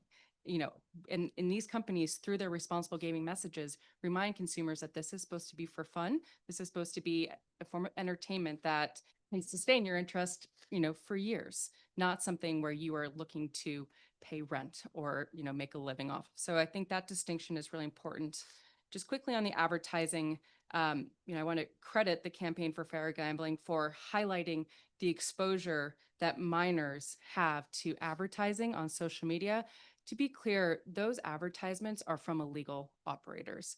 Our companies adhere to the strictest marketing standards that are promoted by the American Gaming Association and do not target, marketing mediums that specifically speak to minors and people underage. So again, I think it all just plays hand in hand with as a jurisdiction sets up regulated frameworks, the exposure to minors ultimately is going to be less. And it might not seem that prevalent because a lot of us probably aren't on TikTok a lot, but this is where these young people are getting, they're that's where they live. And we've seen actually that just the marketing spend by illegal operators diminishes because in many cases they're offshore companies. They have the whole world to market to. When you legalize it, they leave. All right. Thank you very much. I'm gonna puzzle a little because I don't think I get these advertisements, and I don't know why. It sounds like everybody else does, but I don't. Mr. White, in his testimony, talked about sort of a code of conduct, and that a number of the things that are in that code of conduct are captured here, and some of the things are not captured here. I don't think I'm going to do it. I'm not familiar enough with the code of conduct, but between now and coming out of this, I'm going to want to understand what's in that code of conduct that's not in what we're talking about here. And because I do think, and Ms. McGregor, I hear you when you say on the question of profit, that's not what it's all about. But frankly, I mean, these are businesses and they're in it to make money, and we are regulators, and the Office of Lottery and Gaming are regulators, and it's there's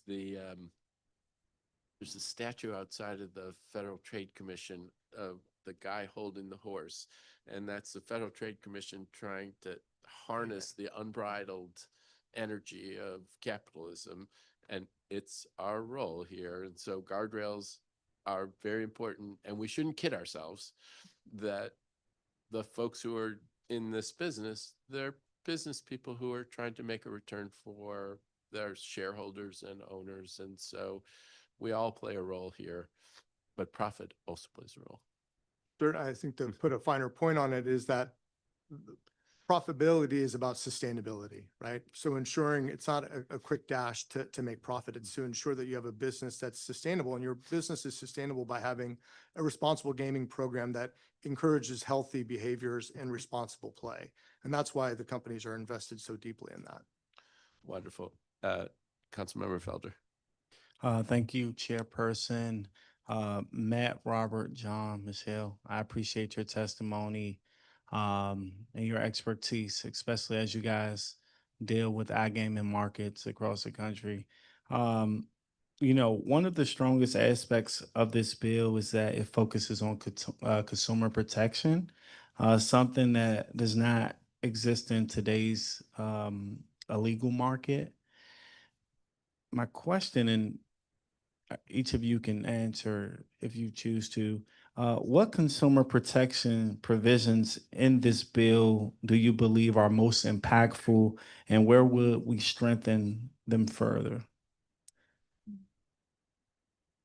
So I'll say first and foremost, the thing that sticks out to me with the unregulated market is a player doesn't even know if they're going to get paid out if they do win, right? So the number one thing here is having the Office of Lottery and Gaming, and then also the enforcement provisions that the bill puts in for the AG that provides a regulatory framework where if somebody doesn't get paid out or if there's some sort of issue, with a provider, with an operator, they have recourse. Right now, there's no recourse if somebody's playing in the illegal market and an unregulated platform decides not to pay them out or just to shut down and walk away with the money. There's nothing they can do. In a regulated system, they can go to OLG and say, "Hey, I've got this issue," and OLG can come in and advocate on their behalf. So we've talked a lot about responsible gaming today as well, but that's also a portion that needs to be considered, that there's recourse for consumers under this bill. And just a follow up, should the bill require minimum standards for dispute resolutions or player fund protections? Yeah, that's exactly what I'm referencing. Yes. So, it provides the lottery with a dispute resolution process that we would be held to as legal operators, and we're actually already held to that standard for sports wagering. It would just be expanded to encompass iGaming as well.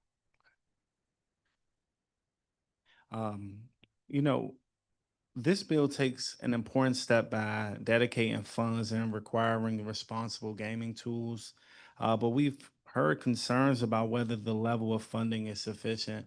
My question to each of you, how can the district strengthen its responsible gaming framework to ensure we are proactively addressing problem gambling?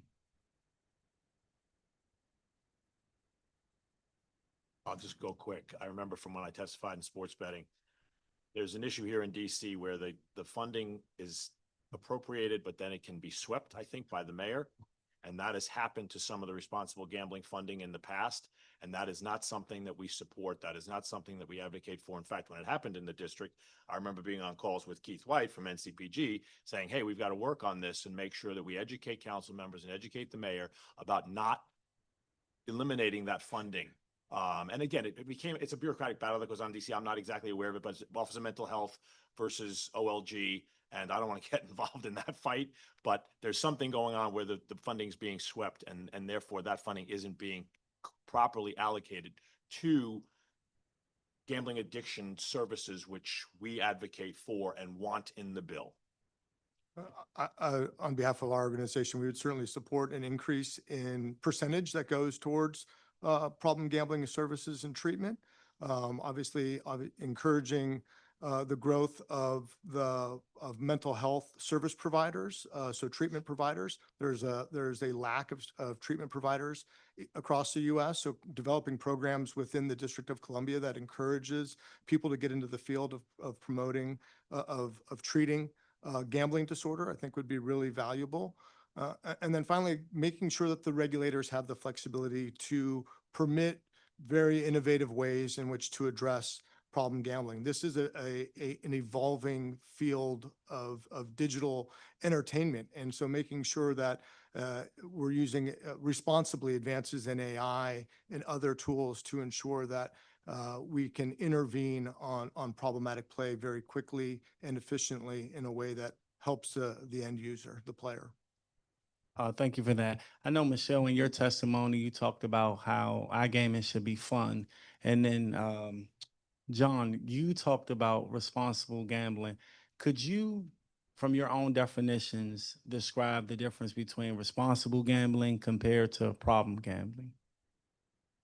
Sure. I think responsible gambling means that at its core that a consumer is interacting with a platform in a way that is actually entertainment and, similar to how you might budget other forms of discretionary spend to be in touch with what you think that limit is for you based on, your financials and sticking to that plan. And I think, we all I think sway from some of our financial plans sometimes, but that's why these companies, they have, again, personnel, they have tools, they have checkpoints that if, I think that's the benefit actually of an online gaming experience is these platforms get to know a consumer's general tendencies. And if there are anomalies in their engagement, that by regulation and just by our code of conduct, that triggers a friction point to kind of check in and make sure that people either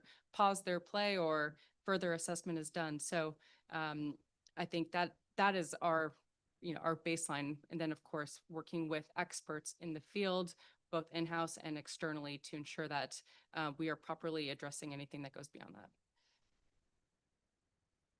Well, thank you all. That concludes my questions, Mr. Chairman. Thank you. I have a few more questions, so I'm going to hold you for a bit. Ms. McGregor, you had said that the companies in your alliance spend millions of dollars on responsible gaming. I wonder if the different companies can speak to what your current spend is annually on responsible gaming initiatives and advertisement of those sorts of resources. I don't have a number, unfortunately, Mr. Chairman, but as I said, I refer to this hockey commercial that's widely played, and it's in our rotation of all our advertisements. It's with Connor McDavid, and it's him and his friend literally saying, "Hey, these tools, they're pretty cool. You should use them." And that's advertising money that's being spent on responsible gambling, not on an inducement or something to make someone gamble more.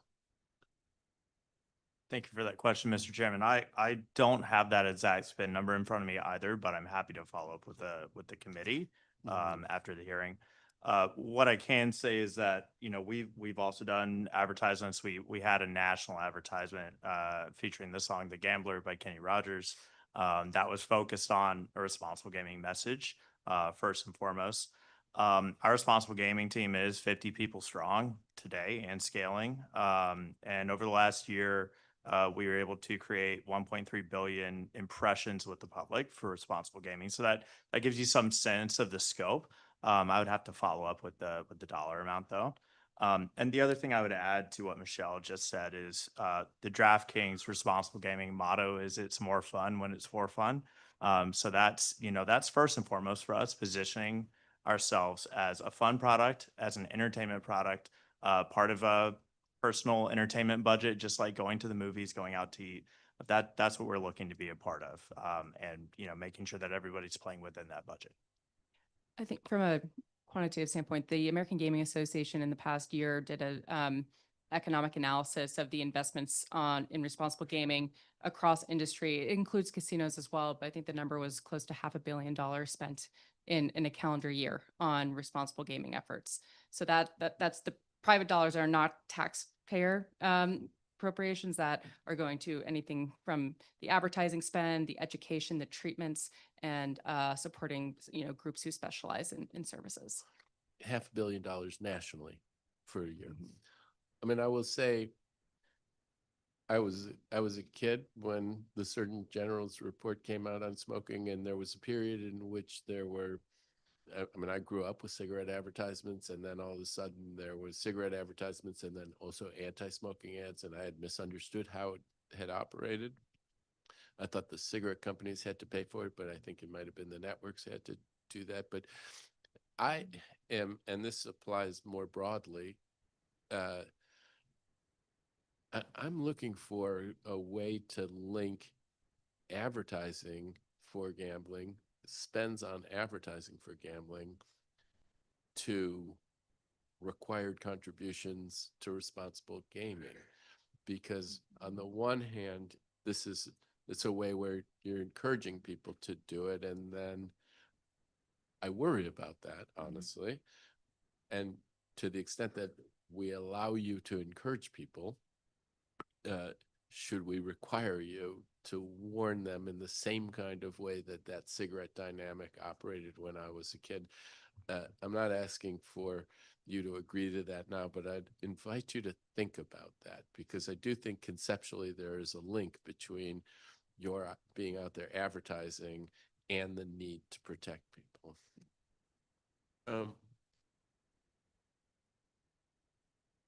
What is the American Gaming Association responsible marketing code for sports wagering, and how does it apply to your platforms and games?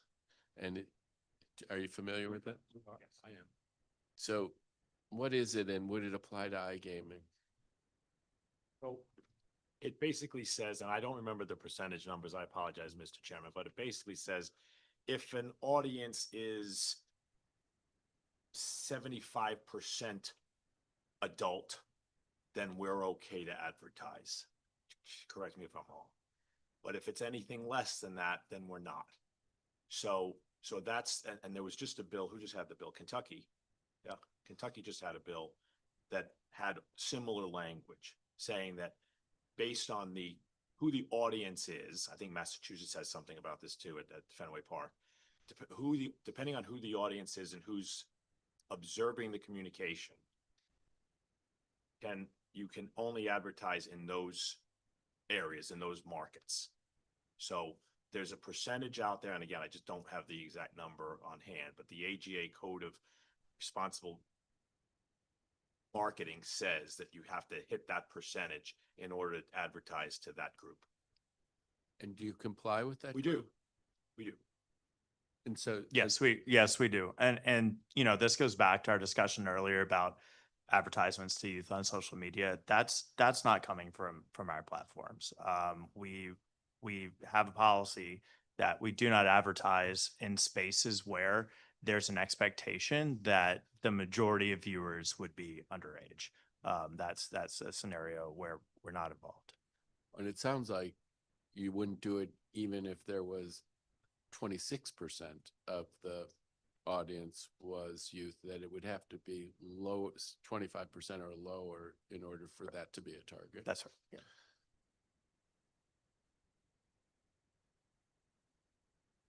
Okay, and it goes to the underage stuff is a concern, and boys, I guess, is a particular concern. But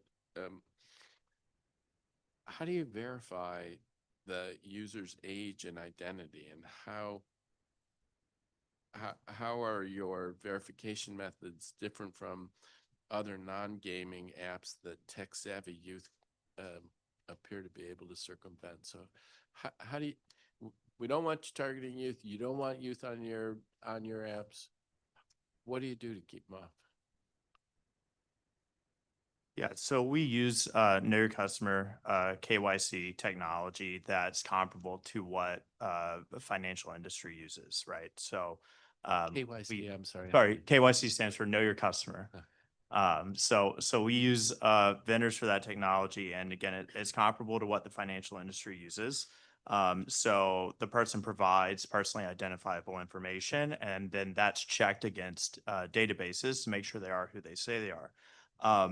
Now, for sports betting, we already do this in the district, and DC sports betting regulations require entry of the last four social security numbers as well for everybody, for us to verify them. So, you know, even if a kid was able to steal the parent's driver's license or something like that, they wouldn't be able to access an account for sports wagering here in the district, because they would also have to enter social security numbers, which aren't on a driver's license. So, you know, we take all that data and make sure that, you know, the person on the app is who they say they are. I know there's also concerns about, you know, what if a parent's logged in, right, and then a kid picks up a phone?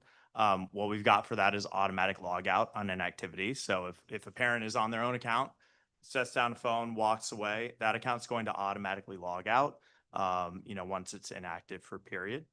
And then the other thing that parents can do is on top of a password, they can set a biometric way to log in as well, just like for, a banking app where it scans your face. So even if a kid thinks they might be able to guess the password, the parents can set that biometric login as well. So, that's various ways to keep kids off the platform. Both steps that parents can take and our robust KYC measures on the front end.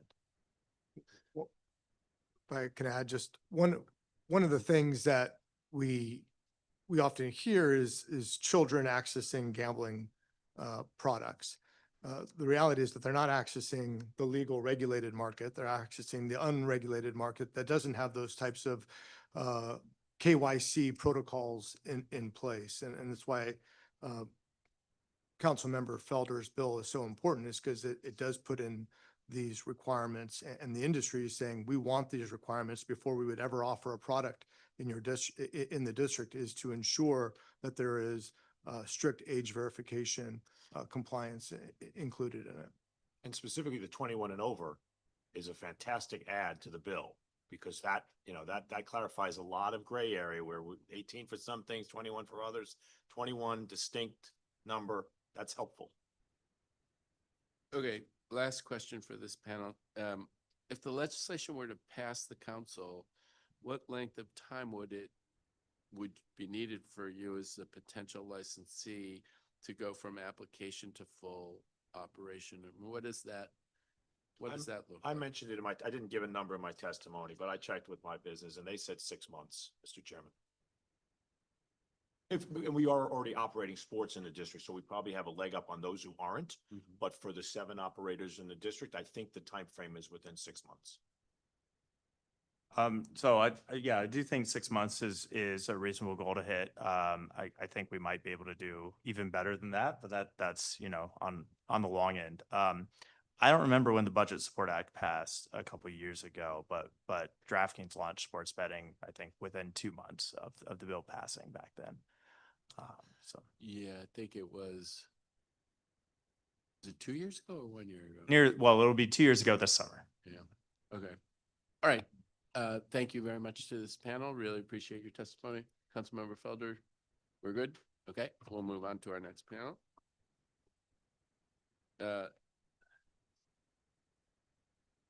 Brian Schroeder, Wanye Frazier,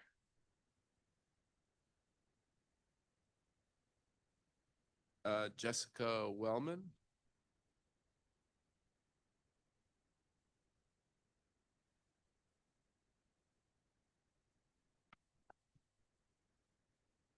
Alfonso Guida. Great. And I should say to any of the witnesses who've already testified, if you have not submitted your testimony for the record, please be sure to do so. And when you are ready, Mr. Schroeder, or you may begin. Mr. Chairman, Yep. members of the committee, thank you for the opportunity to speak today. My name is Brian Schroeder. I'm the general counsel at ARB Interactive, the company behind Moto Casino and the owner of Publishers Clearinghouse. ARB was founded in 2022 and is the largest US-based social plus gaming company in the country. Today, we have millions of players nationwide who are looking for a fun way to play casual casino-style games on their phones. Participation in our games is always free, and our sweepstakes is free as well, with clear alternative methods of entry. While a majority of our players never take advantage of any in-app purchases to extend their playing, those that do are rewarded with sweepstakes play. Additionally, free alternative methods of entry are always available to enter the sweepstakes. We get well over 200,000 mail-in entries per month. It's important to draw a clear line between sweepstakes-based social plus gaming and iGaming. In iGaming, players wager their own money on each spin or hand, and win or lose those funds directly. In social plus, by contrast, participation is always free. Players never bet money on game outcomes. and prizes are awarded through sweepstakes promotions. The same legal framework that has governed Publishers Clearinghouse and countless other consumer promotions for generations.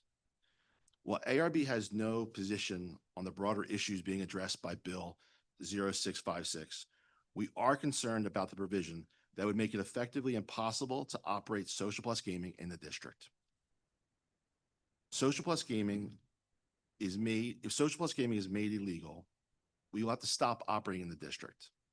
But our players will simply find those unregulated offshore platforms to continue to play. Banning digital behavior does not eliminate demand. It pushes it to less regulated, less safe environments.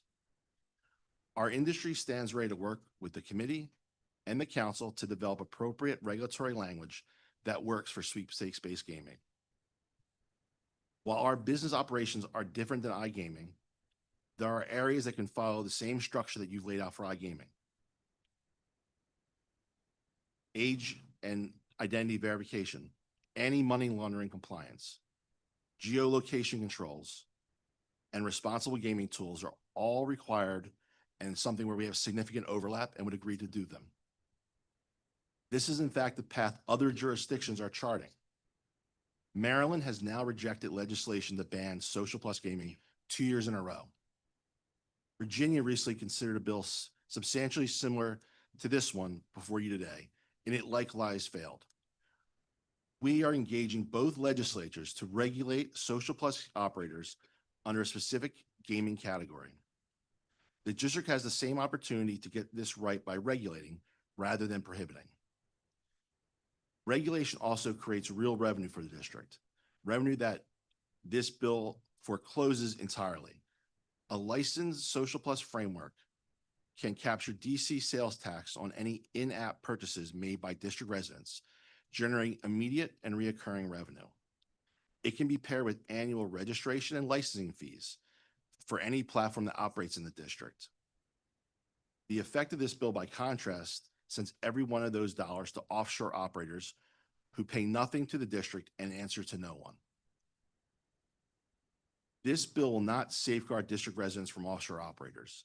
Rather, it'll leave them more vulnerable to predatory practices, which also closes the door for meaningful taxation and that would generate additional revenue.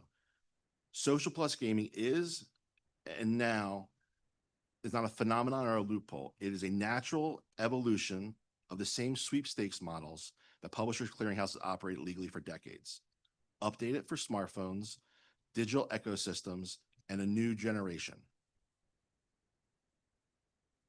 Banning Social Plus Gaming risks pushing consumers away from companies with safeguards like ARB and towards the very bad actors we all want to stop. The district has an opportunity to lead by modernizing its sweepstakes laws, establishing clarity, strengthening consumer protections, enabling fair taxation, and creating enforceable standards that reflect today's digital reality. We are eager to work with you to achieve that. Thank you for your time and your consideration. Thank you. Wanye Frazier. Excuse me, can you hear me? I know you need to push the button. Is that better? Yep, sure is. Good afternoon. My name is Wayne Oh, Frazier. misspelled on my thing. Sorry, Wanda is my cousin. Is that the case? I've been here a while. I'm a little giddy. My name is Wayne Frazier, and I'm president of the Maryland Washington Minority Companies Association. We are a trade association that advocates for social and economic inclusion for minority and women-owned establishments throughout the DMV. We have a number of our members right here in the District of Columbia. And I am here this afternoon on behalf of my members in opposition to iGaming in DC. Because as we see it, iGaming enriches those who are operating it And as I'm educated now, it's offshore. And then those who wish to take advantage of taxing it now. Everyone else pays the price and the ills and the failures because of it. iGaming is the most addictive form of gambling, starting early on with the youngsters. It's also the easiest way to play. As I said, MWMCA's position on iGaming is based on there being no foreseeable benefit to enhance, build, and improve the revenue or financial fortunes of minority and women-owned businesses in the district. None. In addition, the negative financial effect on the families of the said firms by wasting so much hard-earned income, coupled with little chance for return, spells doom. Furthermore, this type of gaming industry employs the least amount of Americans because most of the employees consist of dealers in specialized fields under the control of camera-ready stage table games and their backroom parlors. Regarding reports that minority and women-owned businesses engaged will significantly improve, well, this is a myth because there's no third-party procurement opportunities. The District of Columbia will not put out RFPs to help run this, to help supply this, and neither will any of the firms that will be operating in these warehouse-type parlors. There will be no casinos. There'll be no increase in values of the real estate. You won't even know that they're there because they want to remain in secrecy. Perhaps the greatest destruction will be the devastation of minority-owned business family, where younger people will become highly addicted in playing these games. In summary, we see no positive economic effect that iGaming will bring to the city of Washington, D.C., other than collecting a few more tax dollars. I understand I need it, but off of this form, this highly addictive form, I say no. Thank you. Thank you for your testimony. Jessica Wellman.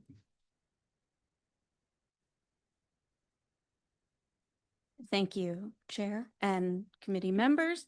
My name is Jessica Wellman. I am a responsible and problem gambling advocate here on behalf of my colleague, Rob Minnick. Rob was unable to be here today because he is busy telling his story to the world. Rob has been in gambling recovery for almost 4 years. He has a prominent YouTube channel called Rob ODAT, or ODAAT, One Day at a Time, which is an important concept that they use in Gamblers Anonymous to talk about handling the consequences that come with their problem gambling. We haven't had a chance to hear from people like Rob yet today, so I think that's why we wanted to make sure that his voice was heard. And with that, I am going to read Rob's remarks. If iGaming comes to Washington, D.C., I believe very strongly that it will be a net negative for the citizens of the district. Constant access is one thing that turns gambling from something occasional into something constant, and eventually, for so many, into something that becomes an addiction. I know that because I lived it. I wasn't someone sitting in casinos every day. I didn't look like what people think a problem gambler looks like. But the second gambling became something I could do anytime, anywhere, on my phone, alone, with no friction, that's when it escalated. I lived in New Jersey at the time that iGaming was rolling out there, and let me tell you, it was not pretty for me. It stopped being entertainment and started becoming something I couldn't control. That's what iGaming does. It removes every natural barrier that's used to protect people. No drive to the casino, no closing hours, no social pressure to slow up, no real pauses between bets. It turns gambling into something that can follow you into your bed, your job, your bathroom. And when that happens, it's not just about individual choice anymore. It becomes a public health issue. Because the reality is, the industry isn't built for people to win. It's built to keep people playing. The easier you make it to gamble, the more people will struggle with it. That's not speculation. That's what we've seen everywhere this has expanded. In a place like DC, where people are already dealing with stress and rising financial pressures, introducing 24/7 access to gambling in their pocket is not a neutral decision. It will disproportionately impact the people who can least afford it. I'm not speaking of this as an outsider. I'm speaking as someone who knows what it feels like to lose control. I'm a gambling addict in recovery who made his last bet November the 12th of 2022. Legalizing iGaming doesn't just create more gamblers. It creates more people like me. And once that line is crossed, it's not easy to come back from.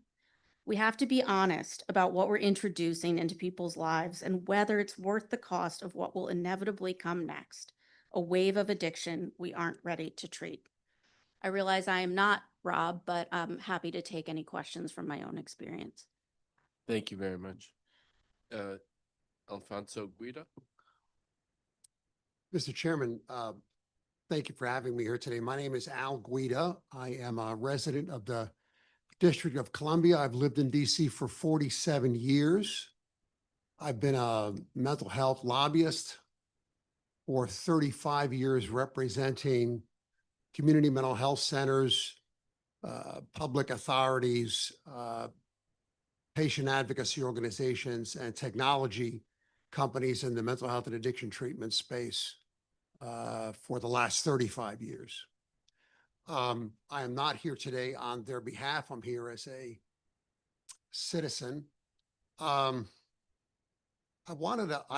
filed written testimony, but I wanted to just clarify a few points that have come up in the last several panels that you've been struggling with that I hope that my expertise can address.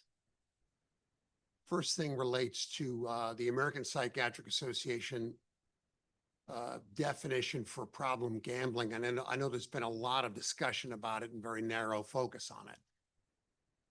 I think that that's likely a mistake. What the American Psychiatric Association notes is that 80% of problem gamblers have co-occurring conditions, Mr. Chairman.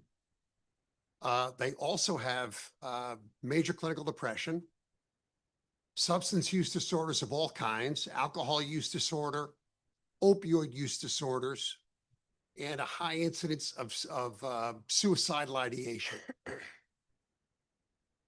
And then there's this question of, and I know you've been struggling with this, and I know, and Councilwoman Henderson asked this, what has happened in states that have passed iGaming, New Jersey, Pennsylvania? The incidence rate for problem gambling appears to have tripled in those states. So the American Psychiatric Association notes in its diagnostic and statistical manual that the incidence rate of problem gambling is about 2%. In those states, it appears to have tripled. Now, the reason for that is twofold. First of all, it's this. So it appears as if DraftKings, FanDuel, the folks that were up here in the last panel, have tapped into the expertise of neuroscientists to make their algorithms even more addictive than they would normally be. So that, again, and the Congress, the councilwoman referenced the push notices that she got during the NBA playoffs. The thing about the NBA playoffs is they end. There are timeouts. The game ends, the season ends. Slots don't end. There are no timeouts. There are no, the season doesn't end, the game doesn't end. It's constant.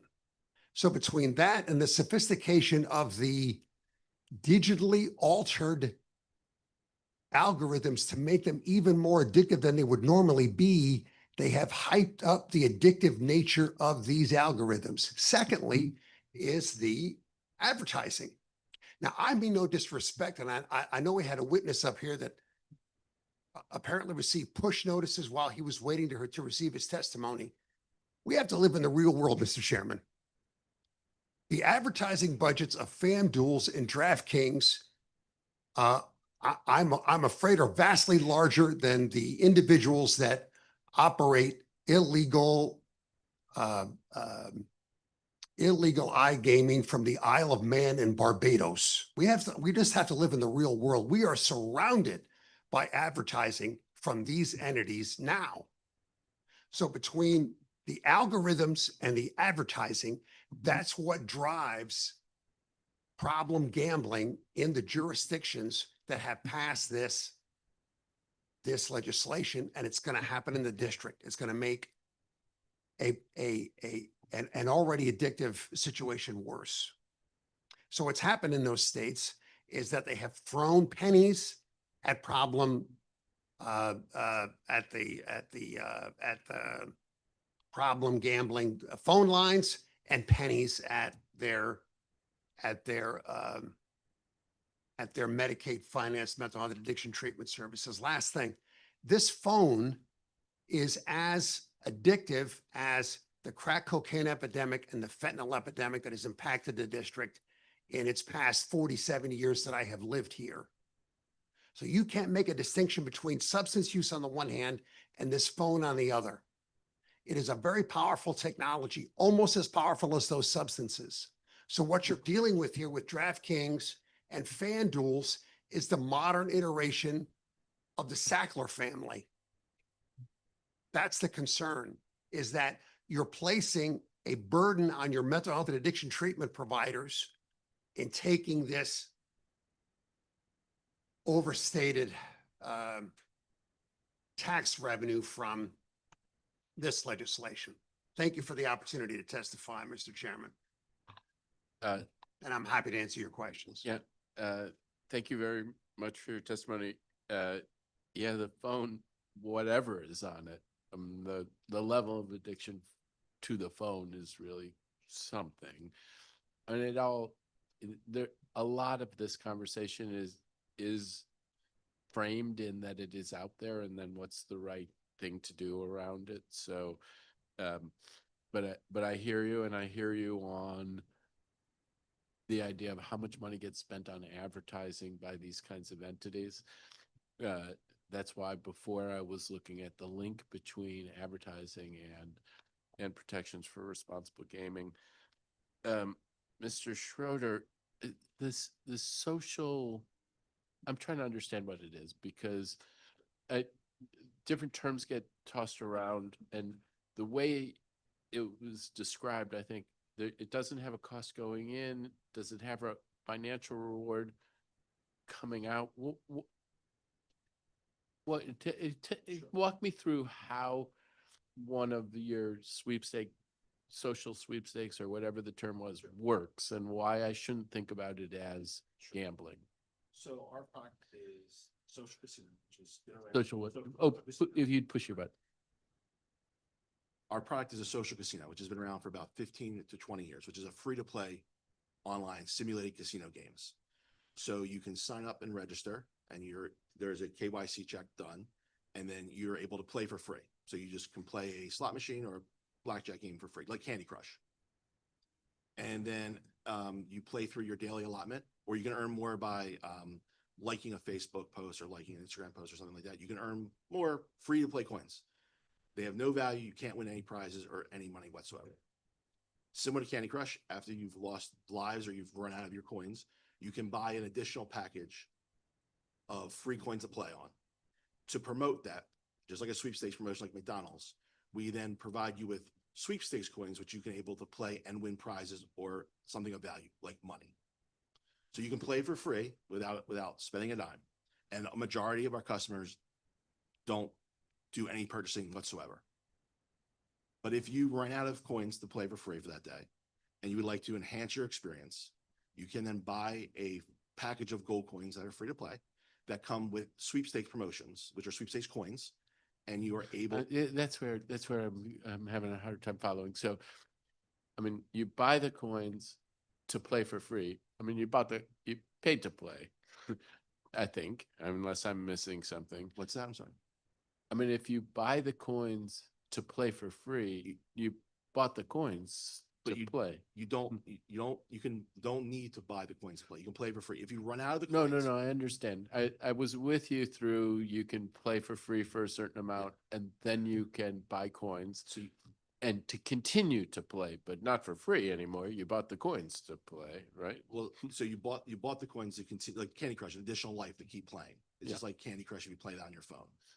So Right. it's the only difference is between Candy Crush and what we offer is Candy Crush is a game with the candy bars, and ours is a simulated casino game. But again, the coins you can play with, you don't win any money with those coins.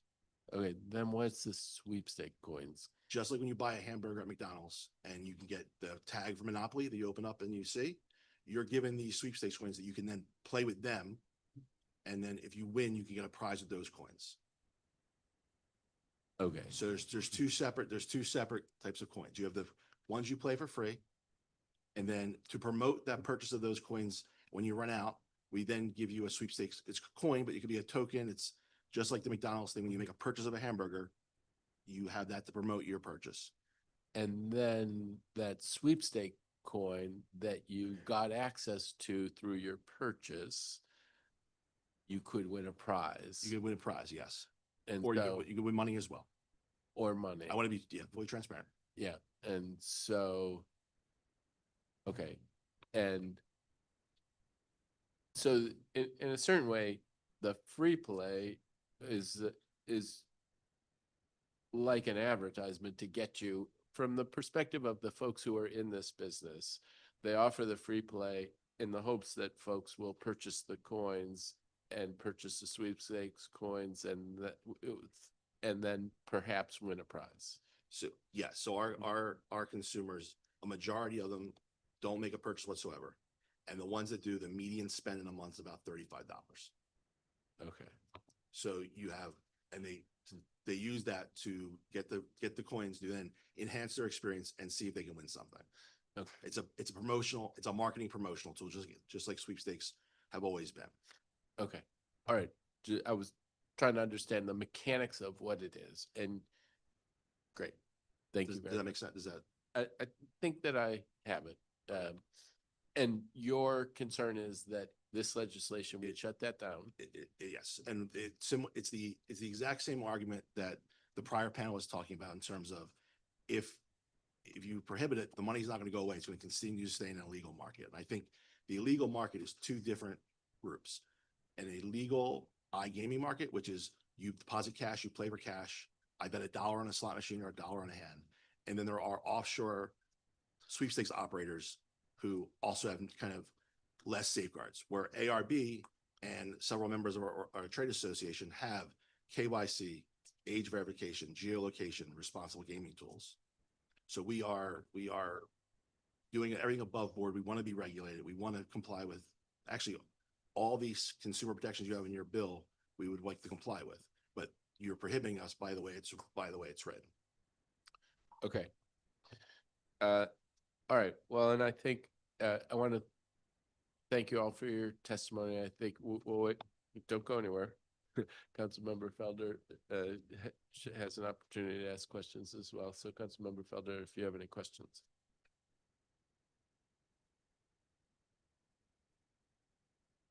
There you go. No.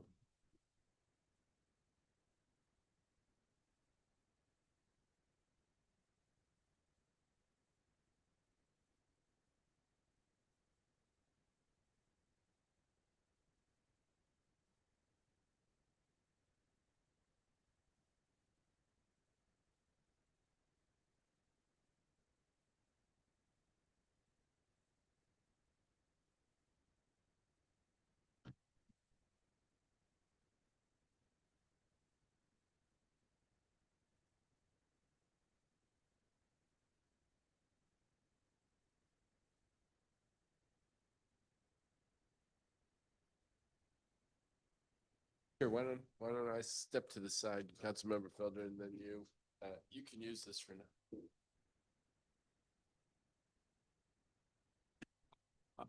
Thank you, Mr. Chairman. I just have a couple questions for Wayne. Um, I too am very committed to making sure that small businesses are able to take a part of in this industry. Should it become legalized, as such, the bill includes a 35% CBE participation requirement. Can you hear me? Yes. Okay. Which is one of the most robust provisions we've seen tied to an iGaming bill. It ensures that operators are required to subcontract a portion of the business to certified business enterprises. My question is, what changes would you recommend to make sure minorities and small businesses can fully participate, if any? 35% Yes, which is the district CBE of what? of the overall district subsidy or fund. Okay, but there has to be a index or a basis to work off of. So will the district be gauging not just the revenue, but what the companies will be spending? So the way the CBE program works, any district provided subsidy that receives any district provided subsidy, CBEs must receive 35% of it. Then there's CBE requirements that ensure that CBEs are taken into consideration on deals. So in this instance, rather, we are asking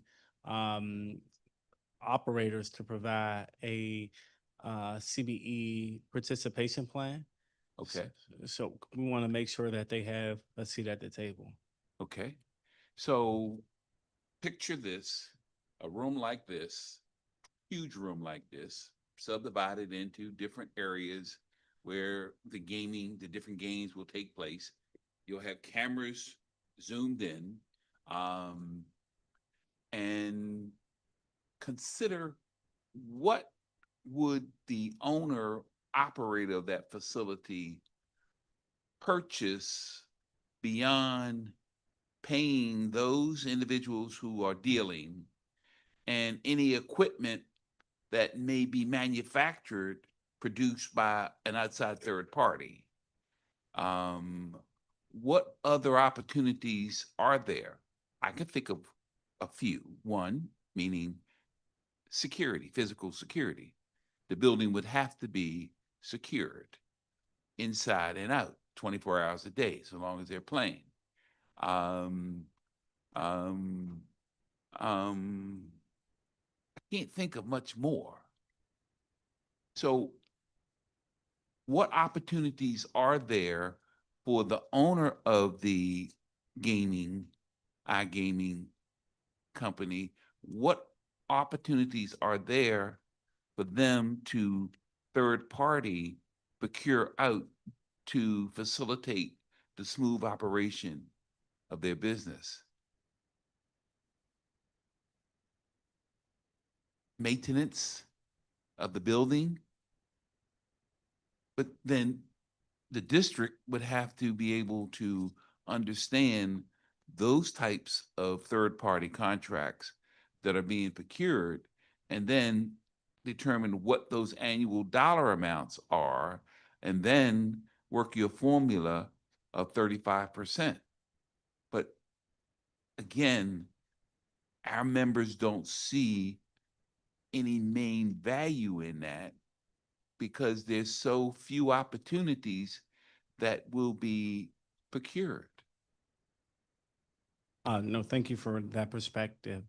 From my conversations with folks, there may be additional opportunities in marketing, promotion, supply, etc. But nonetheless, I do appreciate your input. I will just conclude this group, just one more final question.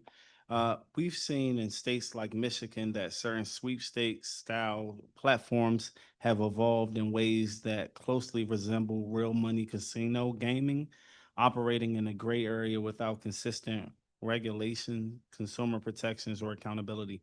My question is, what lessons from Michigan enforcement actions should we be applying as we shape this framework? So I'll take that question. I think there's something important to be known about that is if you look at the Michigan situation, when the cease and desist letters came out, I want to say the end of 2023. And this is, you could look at the gaming revenue that generated prior to the C&D came out, and then after the C&D came out, what you'll notice is Michigan's gaming revenue of the 7 states that have online gaming, it's the 6th lowest in terms of growth. And I would think that if sweepstakes was cannibalizing that space, you'd see a much higher growth. And that doesn't exist in Michigan. So I think there's a misnomer there that if you bar sweepstakes from operating, you're going to see an increase in your real money gaming. You're not. I think I would ask you to look to Arizona, which issued a bunch of cease and desist letters towards the end of 2025 or middle of 25. Most of the operators left the state. And if you go to Arizona now, the worst offshore operators are still operating in the state because there's nothing you can do to enforce it as a body, or your attorney general can't stop those offshore operators. So it becomes very difficult. So the good operators like ARB and the other people leave following a valid cease and desist letter, and you're left with the most egregious offshore operators, which is why we're asking to be included in the bill to be regulated. And then additionally, to go to your question, Councilman, in terms of consumer protections, all the consumer protections that you're suggesting in the bill, sweepstakes operators would be glad to comply with. The over 21, the age verification, we do it now. So I would say Michigan's is an example of if there was such a large problem with those businesses, when they issued the cease and desist letters, revenue would have gone up a lot more than it's the 6th best growth. That suggests that's probably not quite accurate. And Arizona shows you what happens, which is the valid good operators who want to follow the law leave, and you're left with the most egregious offshore operators who are not accountable to anyone. Thank you for that. I appreciate your response, and just want to clarify this, Wayne. When we talk about creating opportunities for small business owners and CBEs, should the district legalize this, we believe that there may be opportunities for CBEs in the areas of technology and compliance, identity verification, fraud detection and cybersecurity services, geo compliance tools, data analysis, et cetera. So just wanted to put that out there for the record. But ARB fully supports that position. I think it's a great idea. You should definitely look at Pennsylvania, where they had some problems in enacting that because the licensing requirements you put on the vendors can sometimes negatively affect WB and CBE kind of entities. So it just as an FYI, you want to try and balance that out. It can be a problem sometimes and actually affecting the small businesses comply with the licensing hurdles. Thank you so much. I appreciate your feedback and input. Mr. Chairman.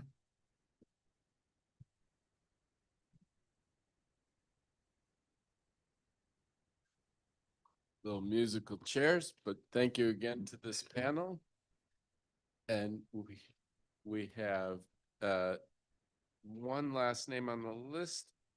Aaron Sanchez. Is Aaron here? Okay, not seeing Aaron. Let us now turn to our virtual witnesses. Before turning to our virtual witnesses, I'm going to offer some guidance about using the Zoom platform. All witnesses participating in this webinar are currently listed as attendees in Zoom. This means that your microphones are muted and your cameras are turned off. I will call all virtual witnesses to testify on panels of 4 at a time. Once I call your name, a member of my staff will make you a panelist. If you wish to appear on video, you must click the button in the toolbar at the bottom of your screen that looks like a video camera. Please remain muted until it is your turn to testify. When it is your turn to testify, please unmute yourself. Once all virtual witnesses testify in each panel of 4, I and other council members may ask a round of questions, so please stay on the Zoom muted until you are recalled. For any technical difficulties, you can send a message to the host, which is labeled as Committee on Human Services, and they will follow up with you. Additionally, if you are having trouble gaining access to Zoom and you've pre-registered, you can reach out to my team at humanservices@dccouncil.gov, and they will try to resolve your issue. So now with our virtual witnesses, Ricardo Cornejo Rivas, Lloyd Melnick, Stacy Wisnant, Tori Key, and actually I said panels of 4, but all we have is 5 listed, so I will list the 5th person, Dave Nangle.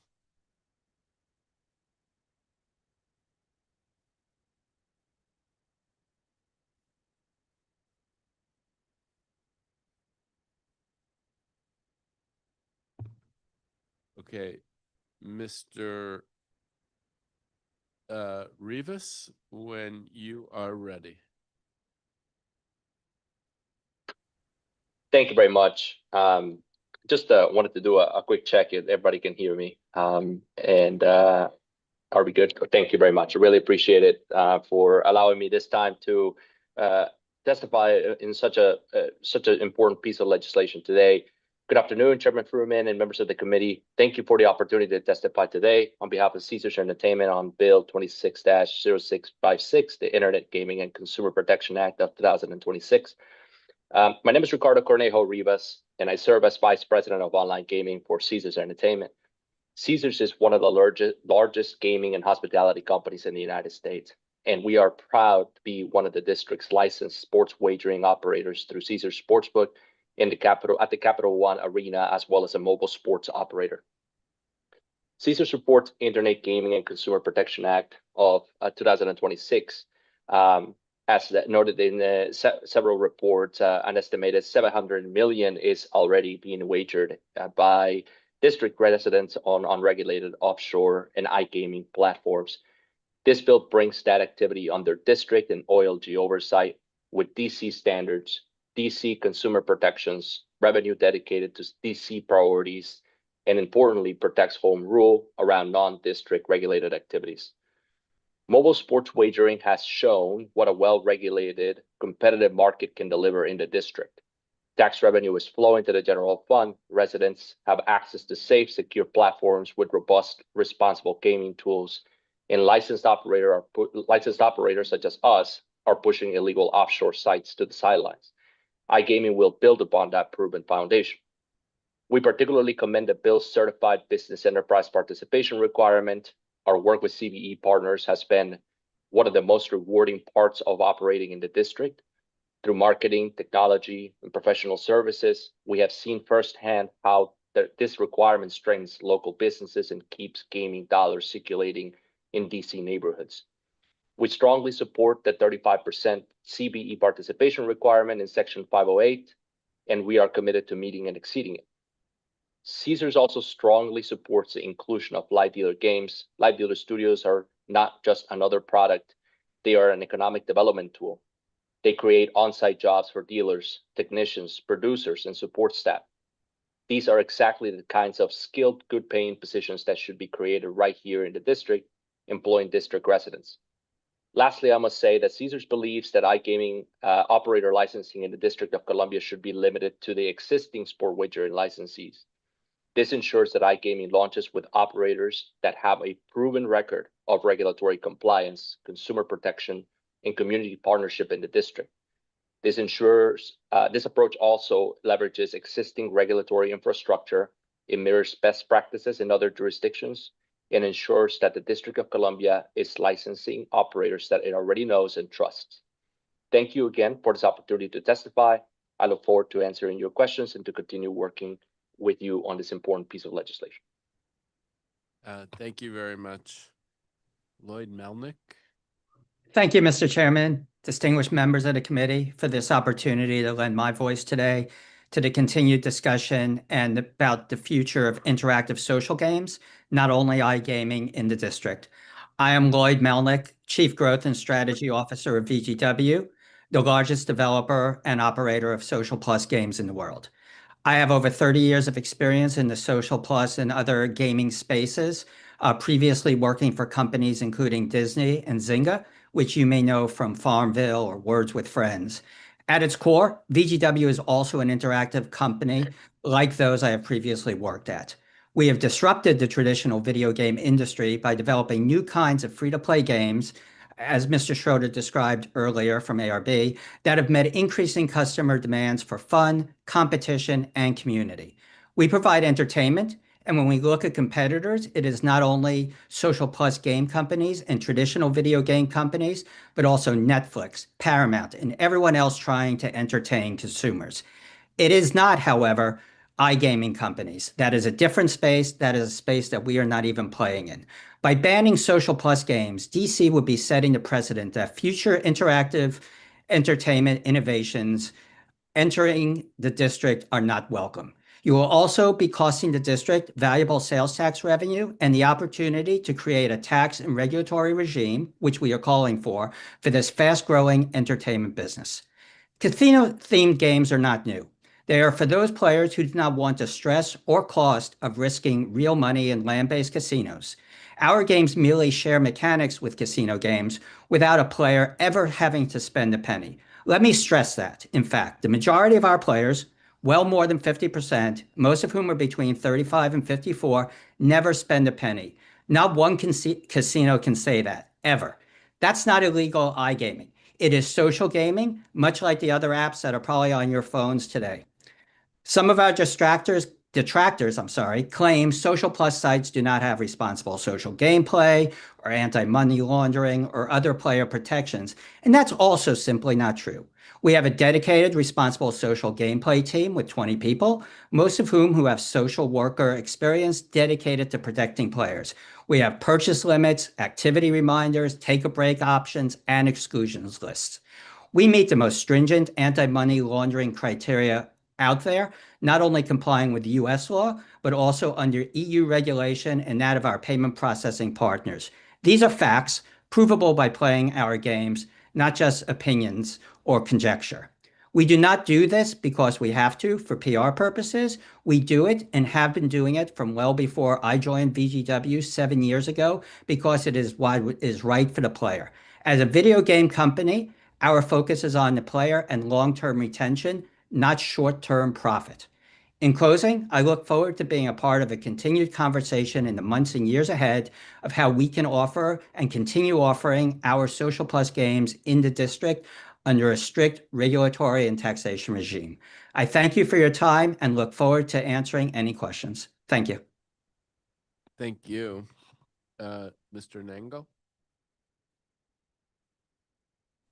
Yes, good afternoon, Mr. Chairman and members of the committee. I thank you for the opportunity to speak here today. My name is David Nangle, and I am associated with the National Association Against iGaming. But I have a little story to tell you. For over 22 years, I had the honor of representing a big city in Massachusetts in the State House of Representatives. But I come before you not as a former legislator, but as someone who has lived through the devastating consequences of a gambling addiction. My addiction consumed my life.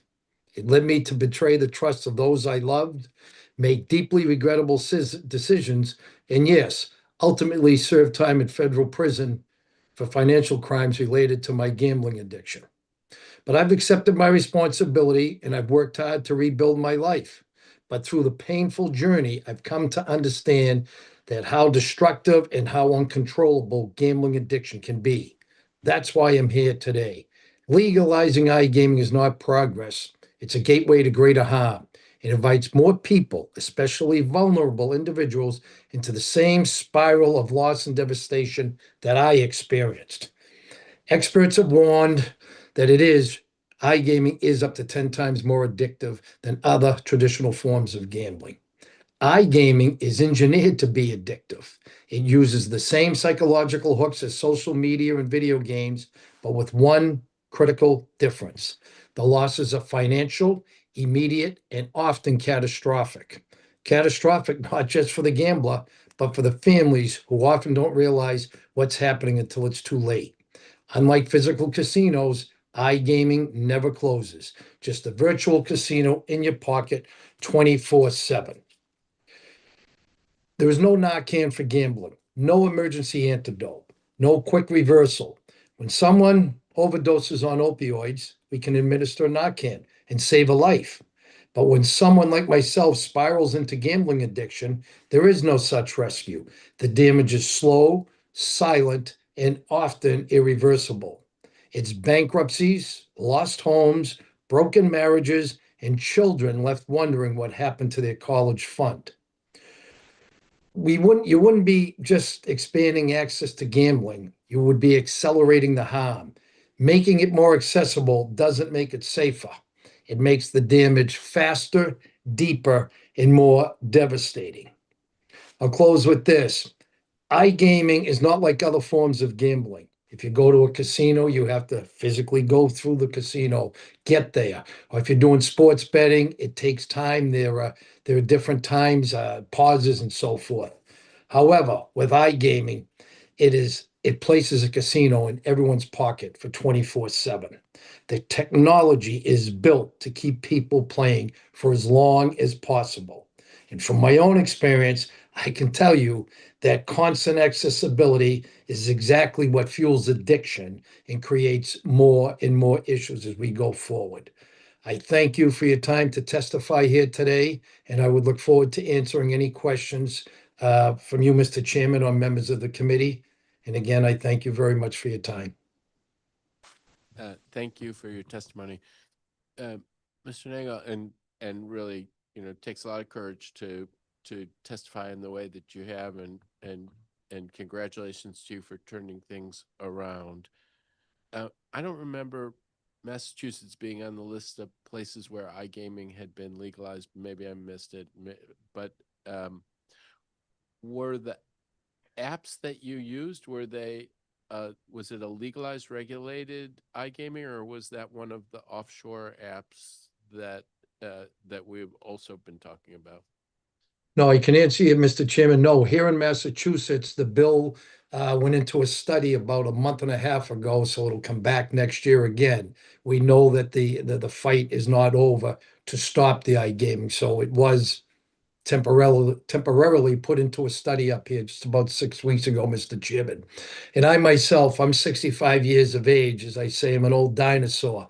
And when I used to gamble, it used to be with the I'm bookies. 66, so careful there, buddy. Well, you're better than me. But my day started when I was 16 years old. I had a 44-year gambling addiction that I hid from family members, from my colleagues in the legislature, etc. But I used to bet with the casinos, go to the racetracks, and bet at the racetracks, betting the horses, and betting with the local bookies on the corners. I'm sure they were all over the country still. But then I used to go to the casinos down in Connecticut. So the iGaming wasn't around like it is in those 7 or 8 states, and I didn't participate in any of the sports betting. My world came crashing down on February 18th of 2020 when everything got out of control, and I was actually picked up by federal authorities, etc. So mine was never the iGaming. I never got onto any of those platforms. Okay. All right. Thank you very much. Thank you. Thank you, Mr. Melnick, Mr. Rivas. Thank you very much for your testimony. We had a little bit of back and forth about the social gaming sweepstakes in the last panel. I think I understand it. So thank you for your testimony. Right. Mr. Rivas, same thing where we had a couple of operators on an earlier panel. So I do believe that we've been able to cover those things. I will react a little. I mean, I hear you about trusted partners, but also limitation of access. Pulling up the drawbridge would be a big step, it seems to me. If I were you, I would ask for it, but if I were me, I'd be reluctant to do it. But with that, I will turn to Councilmember Felder.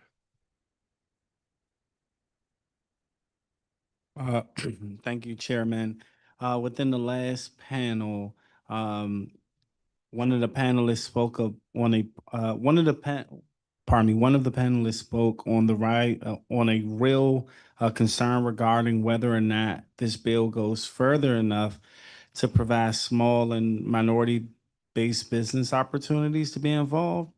In the bill, I'm calling for a 35% CBE participation requirement. My question is, can you speak to how operators might meet this requirement and or if you anticipate challenges? I can speak to that since I know that my testimony addressed it.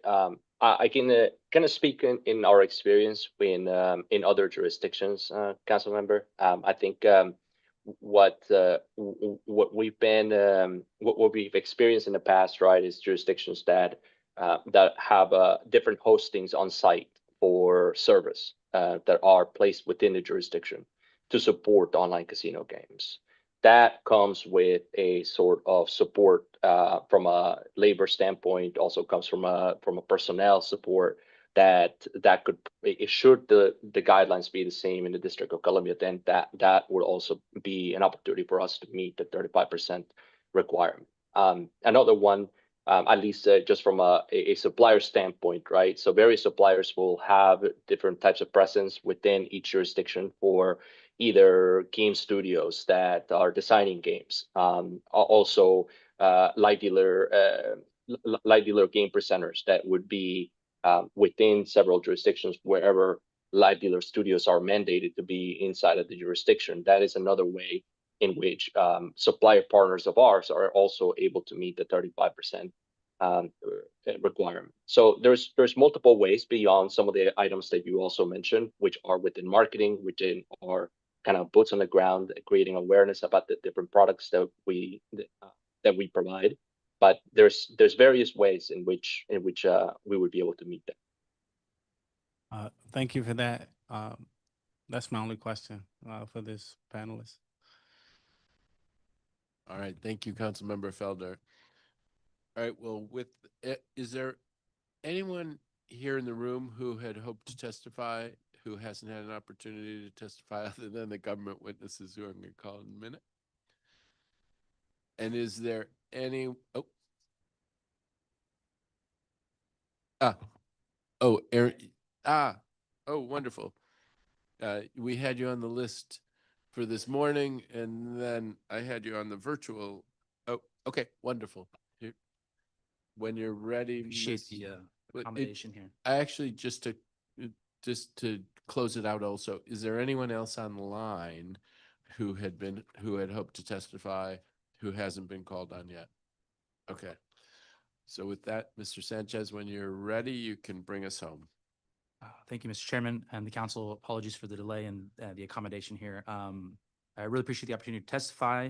Again, my name is Aaron Sanchez, and I'm a resident of Ward 7, just off East 16th and East Capitol and 16th.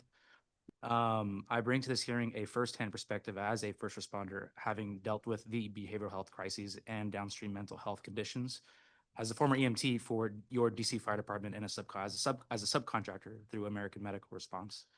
I'm here today to express strong opposition to the fast tracking of this bill. I think we've heard today long discussions, not enough data, and respectfully urge the council to prevent this controversial legislation from being shoved into this ongoing budgetary process. I want to focus on two issues here that I believe have not been adequately addressed: the disproportionate harm that this will cause to young men, many of them who look just like me, and the economic reality that this proposal is an extraction of wealth from the DC residents without building really much anything in return. First, on harm, online gambling is not the same as traditional in-person gaming. It's faster, more accessible, more isolating, 24 hours a day, 7 days a week. I have a lot more on that, but we've heard it all today. So specific to young men in particular who are already hyper-represented in these sports betting, online gambling market, I think it's a furtherance of this dangerous environment. And these apps are created to be as addictive as possible. Many of them have actually retained those addiction specialists to achieve just that. In Ward 7, many young people are already navigating economic instability, limited access to behavioral health services, and targeted digital marketing. It's not just a policy choice. This is truly a risk multiplier if not taken into account in a common sense way. I think the same communities that we're trying to stabilize and invest in are the ones that are most likely to be negatively impacted by increased exposure to online gambling. It's unsafe, and increasing the addiction gambling threats to residents of the district will invariably increase the demand on first responders and exacerbate the burnout crisis that we have seen today. Second, the economic argument. I've also spent the last 10 years of my life working in restaurants, bars, holding every non-managerial position from dishwasher to bartender, from busser to line chef. This proposal is being framed as a revenue opportunity for the district, but we should truly be honest about where that revenue is coming from and where it will ultimately be going. Unlike a brick and mortar casino, iGaming does not create a physical footprint in our communities. It does not build housing. It does not anchor commercial corridors. It does not generate construction jobs or long-term employment opportunities at scale. This iGaming bill wouldn't bring opportunities for working class people like me in the way that brick and mortar proposal would. And instead, it allows large out-of-state operators like DraftKings, Fanatics, FanDuel, Bet365, BetMGM to siphon money directly from DC residents with the shallow promise of tax revenue. I really just want to take this last 10 seconds to appreciate that Councilmember Felder, we met actually last year at your community barbecue at Fort DuPont, Randall Circle Park. And after doing some more research on this matter, I see that you have a proposal to revitalize Reservation 13 that promises 10,000 jobs and a grocery store near the RFK development. I commend you for exploring these types of proposals to bring prosperity to Ward 7, and I encourage the members on this dais to work with him on this matter. I believe I might be over time. Is that No, right? you take your time. I guess lastly, Ward 7 truly deserves the investment that builds opportunity, and I just want to caution the council from moving towards things too quickly that would just again extract wealth and exacerbate harm. I really appreciate you guys for putting this together today, and I welcome continued conversation to work with your office on a common sense approach. Truly. Okay, thank you very much. Thank you for your testimony. Thank you for your work as a first responder.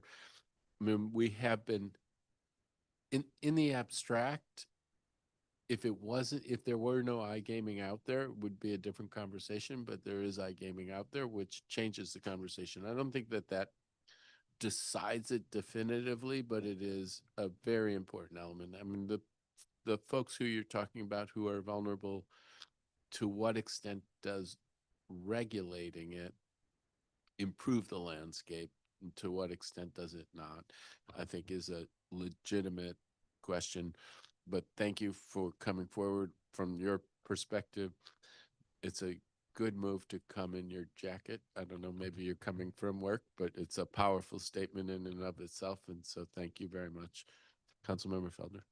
No, thank you. I mean, I echo the sentiments of Chairman Fillman. I mean, I appreciate your testimony as a Ward 7 resident, as someone who works for Fire EMS, and I definitely look forward to further discussions and conversations on this matter. Appreciate you. All right, thank you. All right, we will now be joined by Randy Burnside, Executive Director of the Office of Lottery and Gaming, and his team. I invite each person who will testify on behalf of OLG today for the second time to join us at the table in front of me.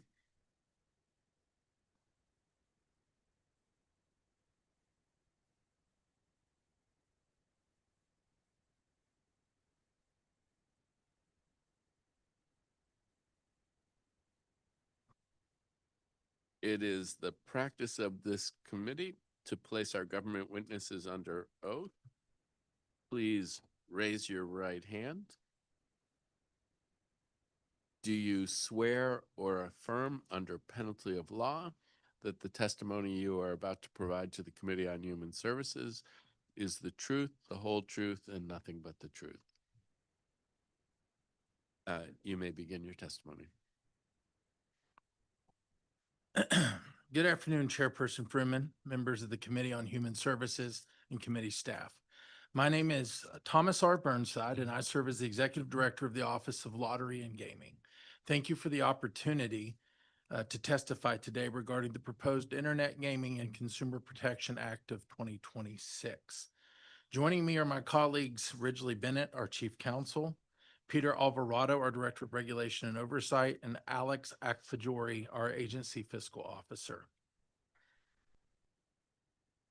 When evaluating any proposed gaming legislation, I constantly look at three key considerations.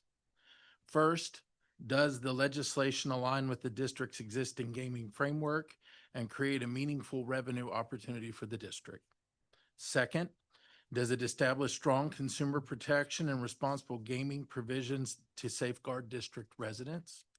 And third, does it provide the necessary resources to ensure effective oversight and implementation?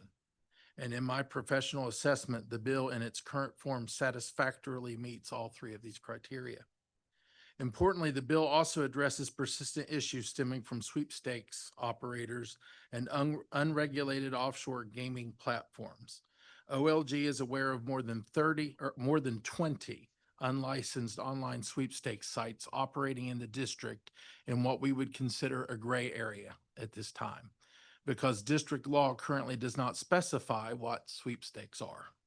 By doing so, it enhances consumer protections and helps ensure that lawful gaming operators, those who comply with our regulations and contribute to the public good through licensing fees and tax revenues, are not placed at a disadvantage.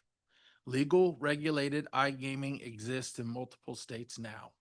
Those states include Connecticut, Delaware, Rhode Island, West Virginia, Pennsylvania, New Jersey, and Michigan. And the state of Maine is in the process of joining that group. Having previously worked at the West Virginia Lottery for more than 14 years, the agency that oversees and regulates iGaming in West Virginia, I have a strong understanding of this form of gaming, the regulatory framework that works there, and how it successfully fits within the overall legal gaming ecosystem in that state. While there is the likelihood of some cannibalization occurring, such as a negative impact on the DC Lottery's iLottery, I have no doubt that iGaming would more than make up for it with the additional revenue it will generate on an annual basis. The consumer protection measures and responsible gaming framework in this bill are significant and robust. I appreciate that it establishes specific safeguards, such as setting the minimum age of 21, identity and age verification, anti-money laundering compliance, geolocation requirements, and an array of responsible gaming safeguards. The bill also includes language to provide significant funding to the Department of Behavioral Health. This bill also provides a regulatory assessment equal to 2% of each licensed operator's adjusted gross gaming revenue to the OLG that will allow OLG to properly provide oversight and regulation of the industry. I believe the bill in its current form will create a regulated, revenue-generating gaming line that fits into our current legal gaming framework. I also have several technical changes that were attached to my testimony for the council's consideration. My staff and I are happy to answer any questions you may have regarding the bill, and I thank you for the opportunity to testify today. Thank you very much, Director Burnside. My first question was going to be about your overall assessment of the bill, but I think that you have been pretty clear about that. I'm curious your assessment of the marketplace, because there's been a fair amount of conversation about illegal iGaming and how that fits into the landscape. And I wonder if you can speak to that, if you have, nobody really knows, right? There are different kinds of estimates, but to the extent that you have a sense of how much district residents are accessing illegal iGaming platforms, that would be helpful. Okay. Here's what I know. I live in the Navy Yard, and every day I am served ads on my phone for what I consider illegal gaming operators that resemble casino style games. Our team has looked at what currently exists, and we've tried to explore avenues. And at one point, I was ready to fire off a series of cease and desist orders to more than 20 such operators. I had to stop that because our legal team said that our district laws don't specify certain things in them that would allow me to do that. So that's what I do know. When you look at the statistics and the numbers that are thrown about, there are multiple. The American Gaming Association will give you a number. Spectrum Gaming will give you a number. You really have to look at the source and the formula that was used to devise those numbers, Mr. Chair. So I don't want to throw out a number because, in all honesty, no one, I think, has an exact number. I do know it exists. I do know that it's significant, and it will continue to exist because it does throughout the country. I know that there's been cease and desist orders sent from other state regulators to stop these. And I know that efforts to block DNS, stop them from payment providers, could be successful. As we heard in earlier testimony, those are great avenues to pursue. And I know that other states are looking at that. But I would say that it is significant based on our population. Also here in the DMV, with our greater metropolitan population outside of Washington itself. All right, thank you very much. What was the experience like in West Virginia when they moved to legalized iGaming in the context of the illegal iGaming that may have been going on before? West Virginia did not, at the time, put into its laws specifics regarding defining what sweepstakes were. Prior to my departure from there, there were a couple cease and desist letters that were sent out by the lottery director that were effective in a couple of ways of stopping some of those entities from operating. I do know this. In the overall gaming landscape in West Virginia, iGaming did generate revenue year over year that has increased, while at the same time coexisting with the lottery itself and the other forms of gaming in West Virginia. West Virginia has limited video lottery. West Virginia has table games and brick and mortar casinos with slot machines. The limited video lottery that I mentioned is bars and taverns that have what look like slot machines, up to 10. They have a very robust gaming ecosystem there. They also have a good, strong, responsible gaming program and a problem gambling program that is funded by the lottery and by those entities.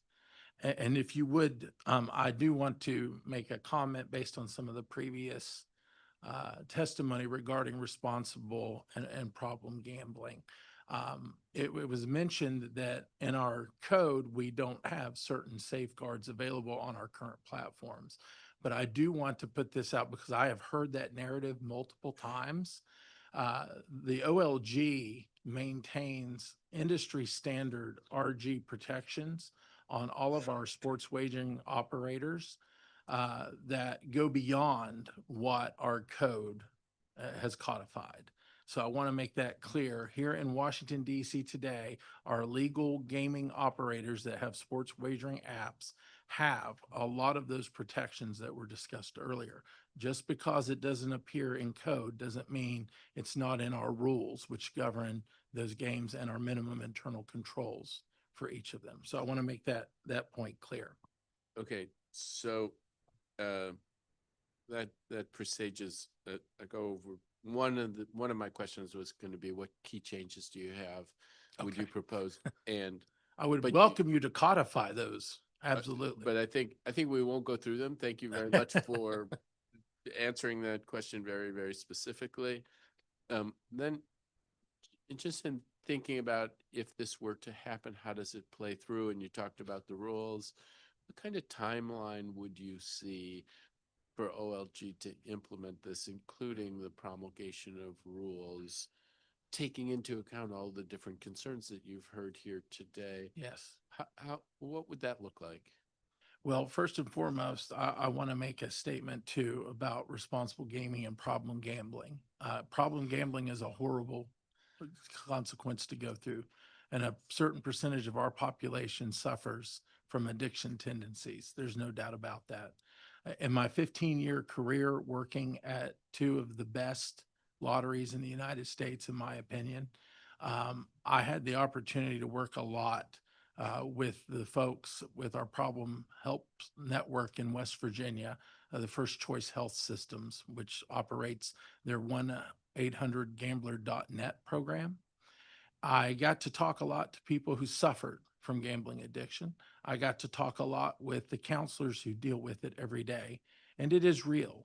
But I want to put into context too that the understanding that there is a great number of people that play games every single day in this country and here in the district, whether they be lottery games, whether it be sports wagering, and they do so as entertainment in a fun and enjoyable way, and they do not put themselves at risk. When I look at the statistics that I do know, the National Council on Problem Gambling, for instance, is a source that I trust. They estimate that between 2.4 to 3% of our population suffers from problem gambling. That's what we're talking about. So in a city of 700,000, I'm thinking that we have probably 10 to 17,000 or so people that suffer from this, that can also be masked by other deals like alcoholism and so forth. But I just want to put that into perspective. I'm not minimalizing the impacts. They are real. I am in a family that has had someone who didn't suffer from a gambling addiction, but they had a shopping addiction. And thanks to Amazon and Temu, caused bankruptcy with one of my relatives. So I understand how marketing works. I understand the psychological impacts, and I understand what addiction is. And it's a terrible thing. And that's why, in my position, I want to make sure that we have the most robust safeguards possible, not just for responsible gaming, but for problem gambling addiction at the end as well. Okay, well, thank you for that. That is an important question, important issue. I mean, 14 to 17,000 is a big number. It's significant. And it goes back to a lot of the conversation today. It's out there. Those 14 to 17,000 folks might be vulnerable to it today through illegal gambling sites, and then would they be more protected if there were legal gambling sites out there? Let's just leave that on the table. But my question had been about just the timing of implementation. The timing of implementation. There would have to be a public hearing period after we draft our rules. Is that correct? Or no hearing? No, because the bill allows for emergency rulemaking, or requires emergency rulemaking within 90 days of passage. So there would be a period of time for rulemaking, which is when we would put in everything that would build the systems, how they would operate, the requirements and so forth. Once that was completed and put out there, then the prospective operators who would be interested in getting a license would be able to apply for our license process, which it would be established once those rules were in place. And then I imagine it would take a series of months for them to stand up their gaming platforms in order to provide the games. I mean, I think we heard from them 6 months, and the one said they thought they could do it more quickly than that. But then in terms of putting together rules, is that in anticipation? I'm not asking for a promise, but is that 3, 4, 5, 6 months to put together rules? I hate to put myself in a corner because I do know things can happen that impact the development of that, but I think we could move pretty quickly to that. Ridgely, you're the one that would have most of the writing. So the bill currently requires emergency rules within 90 days. And I think that we could meet that requirement because there are already good models in place that we could base our rules on. Okay. I have gone over, so I will now turn to Councilmember Felder. Thank you, Chairperson and Director. Thank you for your opening remarks. We know that expanded access to gambling can increase risk for vulnerable populations, which makes prevention and treatment funding critical. Is the current proposed funding statute starting at $500,000 annually sufficient to meet that anticipated need from your experience? Thank you for the question, Council Member. I actually read the bill differently. So I'm glad that you said that. Is it 500,000 annually? Because the way I read the bill was 500,000 monthly. No, it's 500,000 annually Okay. starting. Okay, thank you for that clarification. That changes things for me. Based on what I know from funding in my previous position in West Virginia, I think that number needs to be closer to 750,000 or $1 million. Okay. And based on what I've seen from the NCPG data, that they recommend $1 per potential person impacted as a model, and I agree with that. I do know this in West Virginia, their program they actually bid it out to a healthcare provider who maintains their program through their Department of Health, and they have a website 1-800-GAMBLER.net. I would recommend to the council to review that. They produce an annual report every single year. And I do know that in annual report for 2025, they had a lot of good data that I think would be useful to council to look at, because West Virginia has all these different forms of gaming, many that we do not have yet. But we do have games of skill, which is growing already, operating in the district. We have legislation for commercial bingo that no one has acted on yet from the outside to get a permit, but that could happen. We have this legislation that you drafted, Mr. Council Member, involving iGaming. Please keep in mind that all of these different types of gaming do have some cannibalization that occurs on the existing lottery. But with that understood, also know that we have casinos all around us. They're in West Virginia and they're in Maryland. You go across the river here, there's a large MGM facility. People have access to gaming. They will game. I have no doubt about that. The opportunities are there. And it impacts our business at the OLG. Now, the difference between the government operator and our commercial friends that have invested in our district is we have a great deal of desire to protect our people and do what's best for the residents of our city, no matter what. That's part of the responsible when it talks about our revenue generation. So I would just urge council to please consider all of the impacts in the gaming ecosystem. I am not pro or against this legislation. I feel that my role as an advisor, I'm not a policy maker. That goes to our elected officials. And I'm happy to have me and my team talk to you about any proposed gaming legislation at any time. But please understand, responsible gaming needs to be a part of it. I feel like that is here in this bill. And even a step further, this bill actually deals with problem gambling. And that's something I have not seen in previous DC legislations. It also has the 35% CBE requirement, which I think is rather impressive, and also a 2% to establish a fund that looked like it was for problem gambling addiction services. So I think that was very important. And I will add this because I think you're going to go there soon, both of you. Based on my experience in West Virginia, they did see an increase in responsible gaming contacts that went to their network. And I like to deal with the facts of what I do know instead of hypotheticals. And in West Virginia, they saw a significant increase in the amount of contacts to their problem gambling helpline when they added sports wagering and iGaming. Now, keep in mind, they already had your traditional lottery. They already had casinos that were land-based with table games and slot machines. And they had over 8,000 VLTs in operations in bars and taverns across the state of West Virginia. And the total number of people in fiscal year 25 seeking help for gambling addiction through their hotline was 1,511.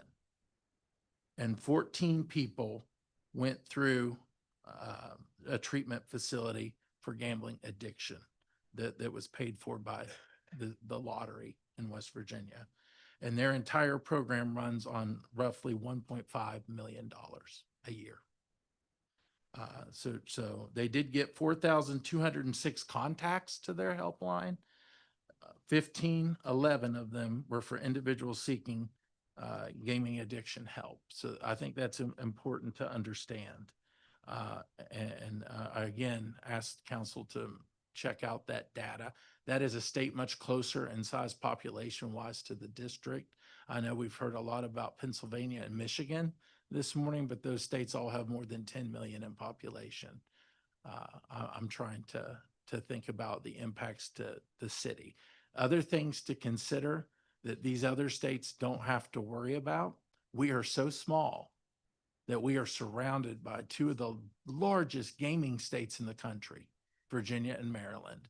They have massive, large lotteries that are very successful. We have a casino industry that is very successful in Maryland, and we have a powerful iLottery with the Virginia Lottery next door.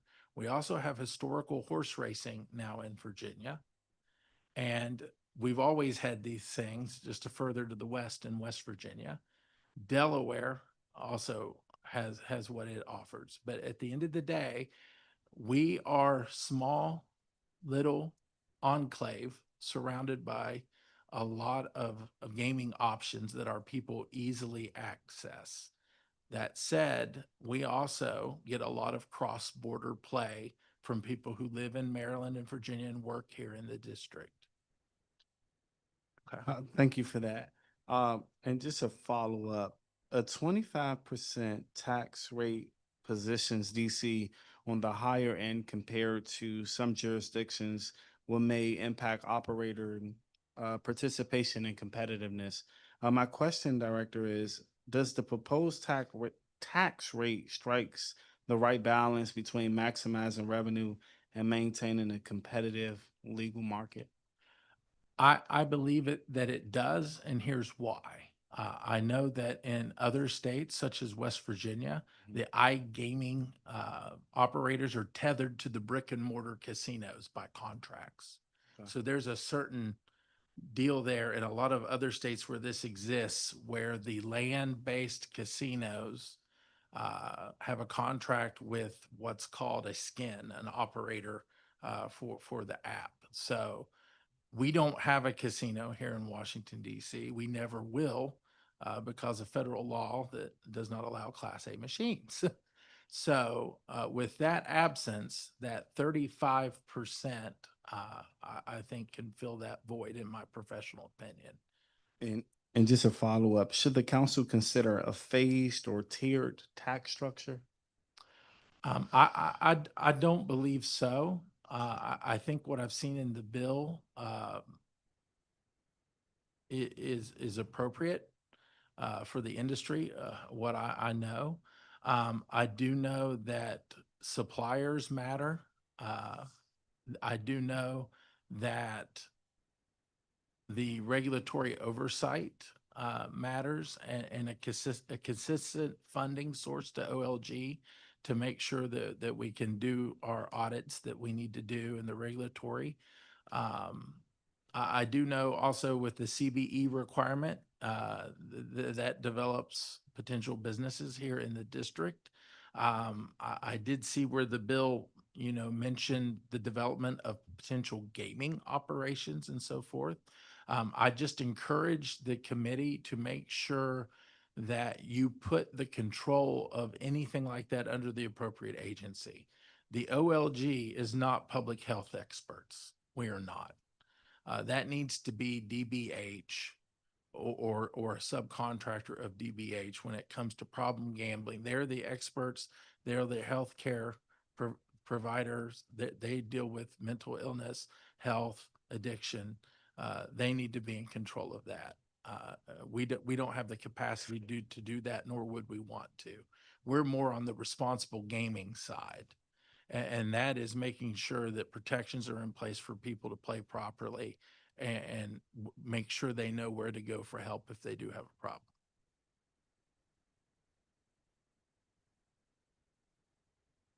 All right. Thank you very much, Councilmember Felder. So when you've had, you've jumped into the swimming pool on sports wagering, and you've done a fair amount of research and audits in the sports wagering setting. I'm curious, what lessons learned from the sports wagering setting you would draw if we were to move into iGaming? Would you expect the process to be similar people doing the jobs? How does regulation of iGaming compare to and build off of regulation of sports wagering? It's very similar. The auditing of the financials, how the process works as far as making sure that all of the rules and regulations and the minimum internal controls match district law. Our oversight and regulation team, our auditors, our investigators, they could do both jobs. I feel comfortable in that. The big issue that would come with staffing would be if we were to test games from suppliers.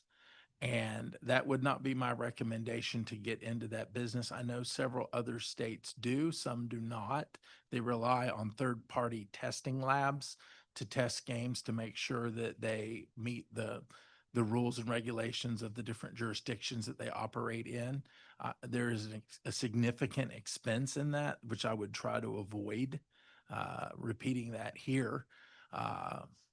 And still, you still have the same protections in place and the ability to fine or remove a game when necessary if it doesn't function properly or there's a consumer problem with it.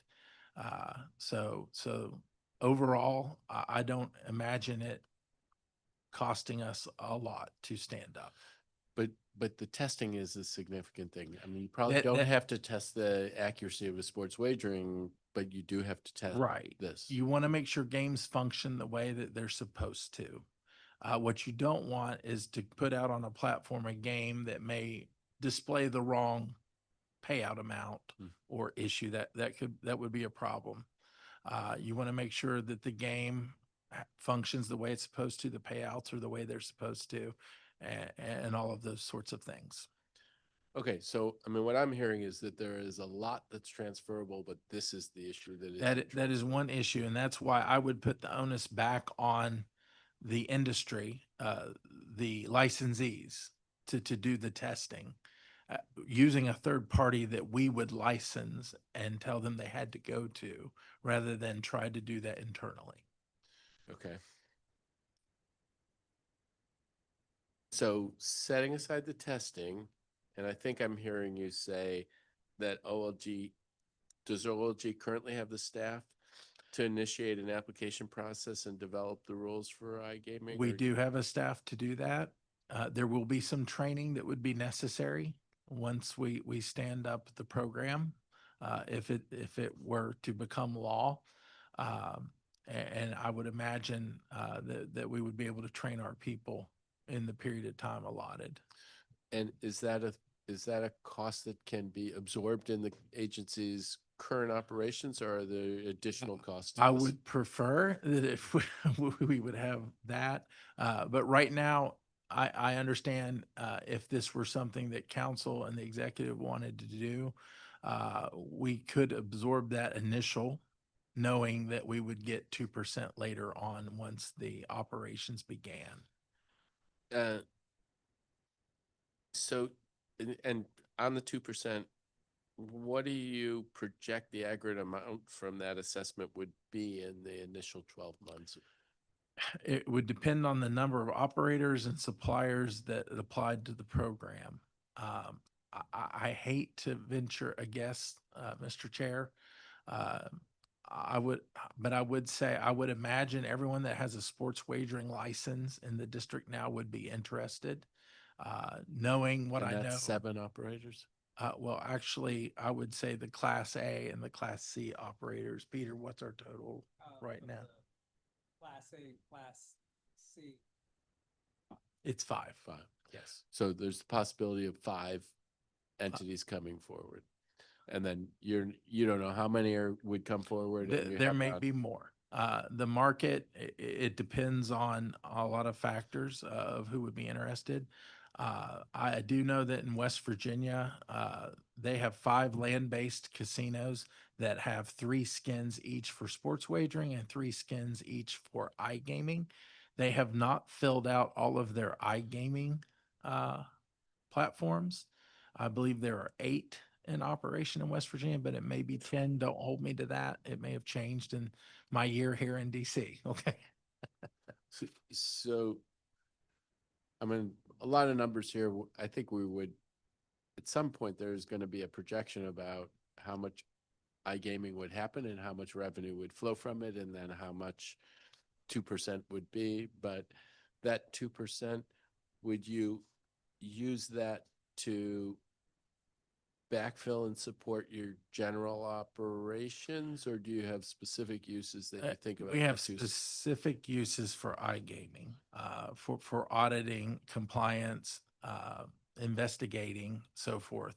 We do find problems from time to time with any of our licensees, whether it's traditional lottery or sports wagering. We do take regulatory actions at time, and we've issued some fines in the past over things that do occur. That's just part of constant oversight and proper regulation. Okay, so just making sure that I understand it. And this, if this were to happen, there's a first phase of putting together rules, getting applications in, processing those applications, then the operators would have to get their operations stood up in the district. All of that, the rules will be like things that you've seen in other places, so that's not rocket science in a sense. The getting their operations up, these are likely to be folks who are already doing sports wagering here, know the regulatory framework here, also maybe doing iGaming in other places, again, not a major thing. And then once they were up and in operation, then the 2% fee happens. And that's where the new work of auditing day to day is happening. And that's where you can do the things up to then with your current budget. But once that happens and you're in day to day oversight of the operations, that's where you need the 2%. And Yes, that's sir. why it can happen, in a sense, seamlessly. Yes, sir. Okay. Sweepstakes. So you heard me ask about this, and can you talk to me about what sweepstakes gaming is? And one of the things that you would have heard the different witnesses talk about was, don't ban us, regulate us in the same way.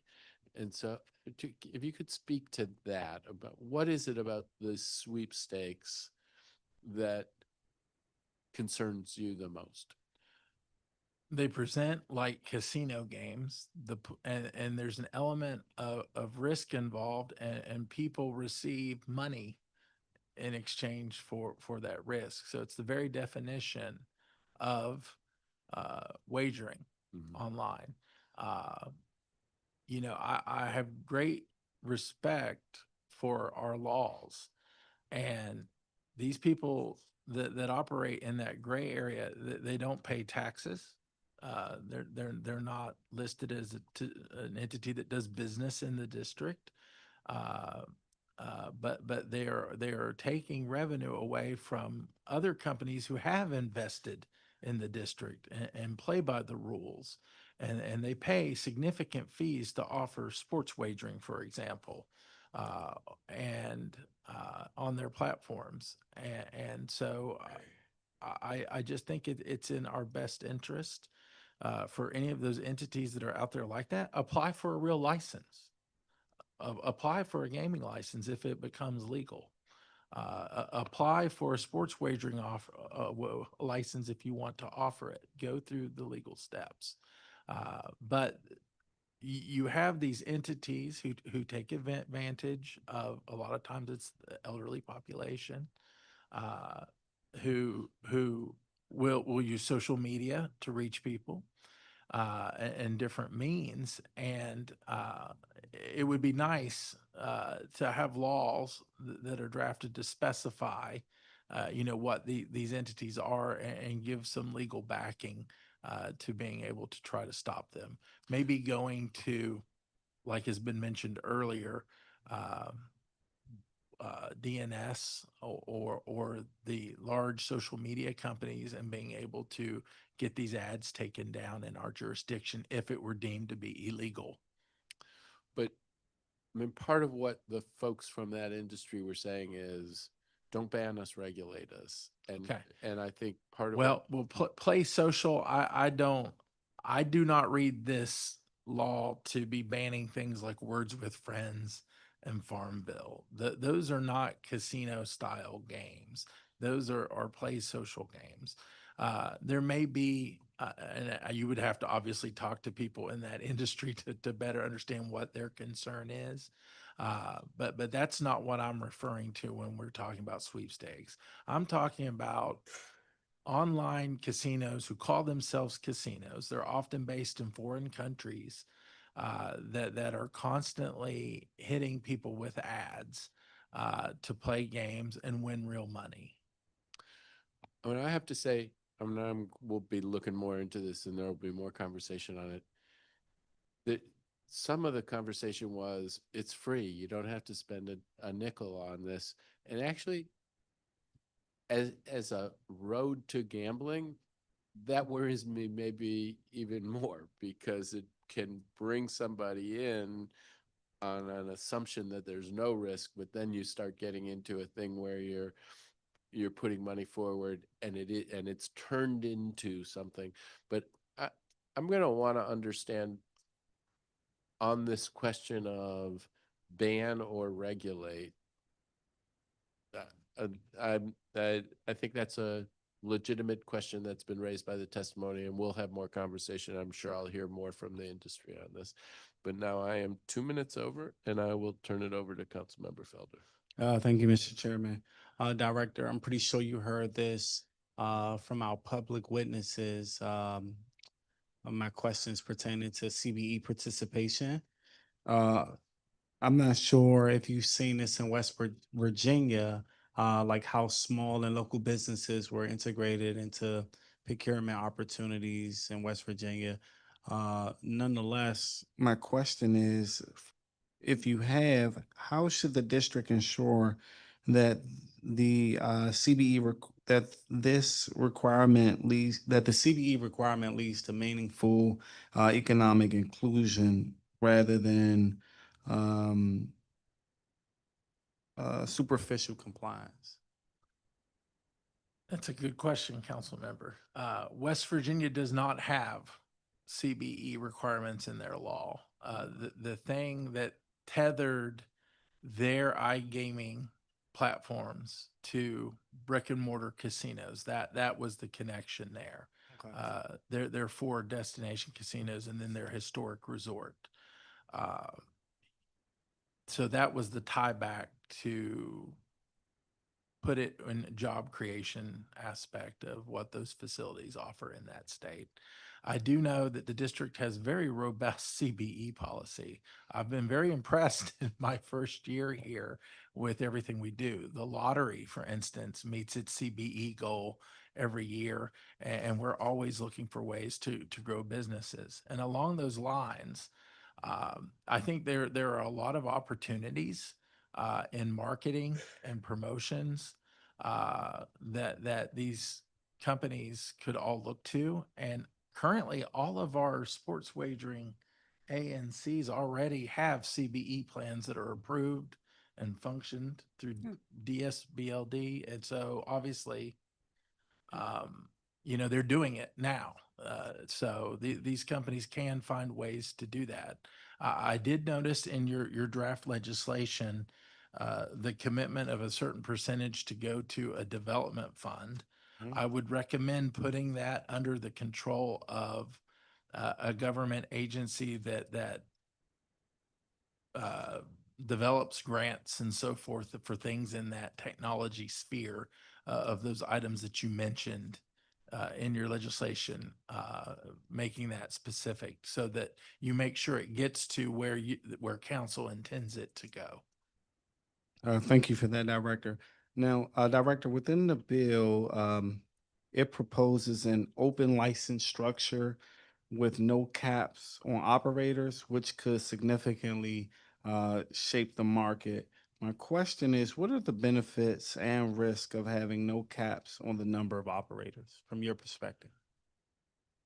The market will mature on its own. We're already seeing that in the sports wagering market. I think free enterprise should dictate making it open to anyone who meets the requirements to a chance to come in. I do know in the bill that each operator was given two skins that allows them to do different branding.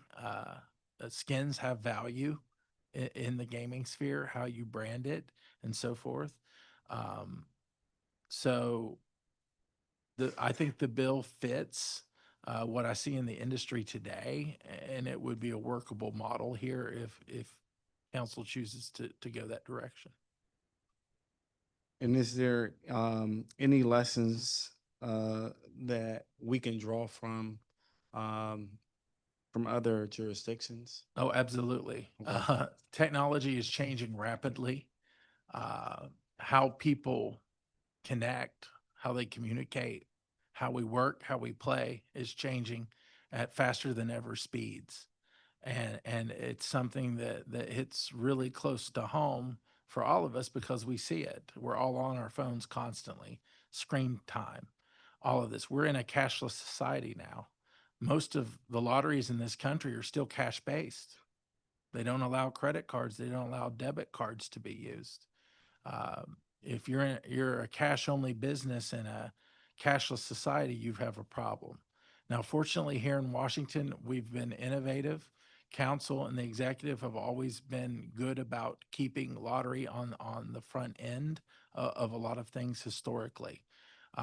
All that I would ask, being here only a short time so far, is that always consider the impacts of responsible gaming on our population. Always consider the competition that we face every single day. Maryland has a massive $2 billion lottery. Virginia has a massive $2 billion lottery. We have casino gaming all around us. These things take away from the entertainment dollar. On top of that, you have other things. You have social gaming that causes people to spend money. You have, and it's not gambling. It's literally, I'm playing a game and to get an advantage, I need to buy gold or whatever in the context of that game to continue playing. A lot of our younger people are looking at these things. Yes, it's out there. We are not going to change how society operates and functions, but we have to change with the times in order to remain relevant and to continue to do our jobs to produce revenue for the people of the district. And we're diligently trying to do that. And I appreciate council taking time to talk to us about any gaming legislation that comes up, because everything does affect each other. It really does.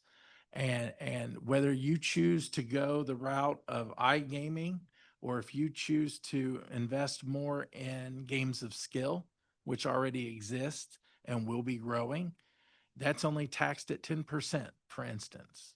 And those are machines that present like slot machines, but their mechanics are a little different. But they're already available in our bars and taverns in the city today, and that's there. If you decide to do historical horse racing or any other type of legislation that comes forward, understand parimutuel wagering on a machine, they still present like slot machines. That will still be a casino-like environment that you look at. These are all things to take into consideration as policymakers. I'm here to advise, my staff's here to advise and help. But at the end of the day, these are the decisions that we leave up to our elected officials. And I'll leave it at that. No, I appreciate that. Now, there's a real concern that this legislation may be perceived as expanding gambling rather than regulating the existing problem. Could you speak to how should the district communicate this policy shift to residents?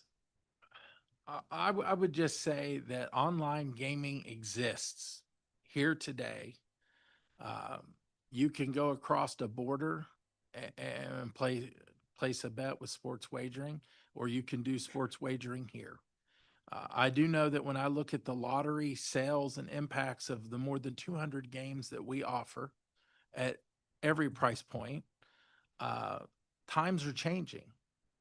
Our numbers games, which are 60% of our revenue, there's a decline that's occurring. And a lot of it is because the players who enjoy those games are aging and they're passing away. We see other players playing different types of games. Just understand that it's real easy for someone to get on the metro and be in Virginia or Maryland in no time. And just a follow up, what public education efforts should accompany implementation? Should this become legalized? Oh, absolutely. The responsible gaming aspect of it, the revenue, what it would be used for, what it would go to. I know that, you know, council and the mayor and the district overall is facing some financial headwinds being part of the OCFO. We know that what's projected. We've lost 40,000 federal government jobs, for instance, in the past year. We see that in our lottery sales. We see that impact. We have reduced foot traffic at our retailers. And I would be remiss, Mr. Council Member, if I didn't say this based on some of the things that I heard earlier, if you will give me 13 seconds or so. We have 333 retailers in this city that sell lottery. They share in more than 11.5 million in commissions each year from their sale of lottery. We help augment their businesses. That number is down to 333 from a much higher amount prior to the pandemic. Telework has greatly impacted the district, the amount of foot traffic. All of our businesses see it. But there are opportunities there. But I know the comment was made earlier that we have a $50 scratch off ticket in the city. I want to say that we also have $1 scratch off tickets. We have games at every price point, and online people can play our games for as little as 10 cents. And our average play on some of our online tickets, the average bet, the most common bet is 50 cents. All right, so let's make that clear. The people who play lottery they're a cross section of our society. It's every economic background. I have data to support that, and I'm happy to share with council and so forth. But I want to make that clear. We do not prey on the weakest members of our society. You can see that people play of every socioeconomic background. We have a very diverse city.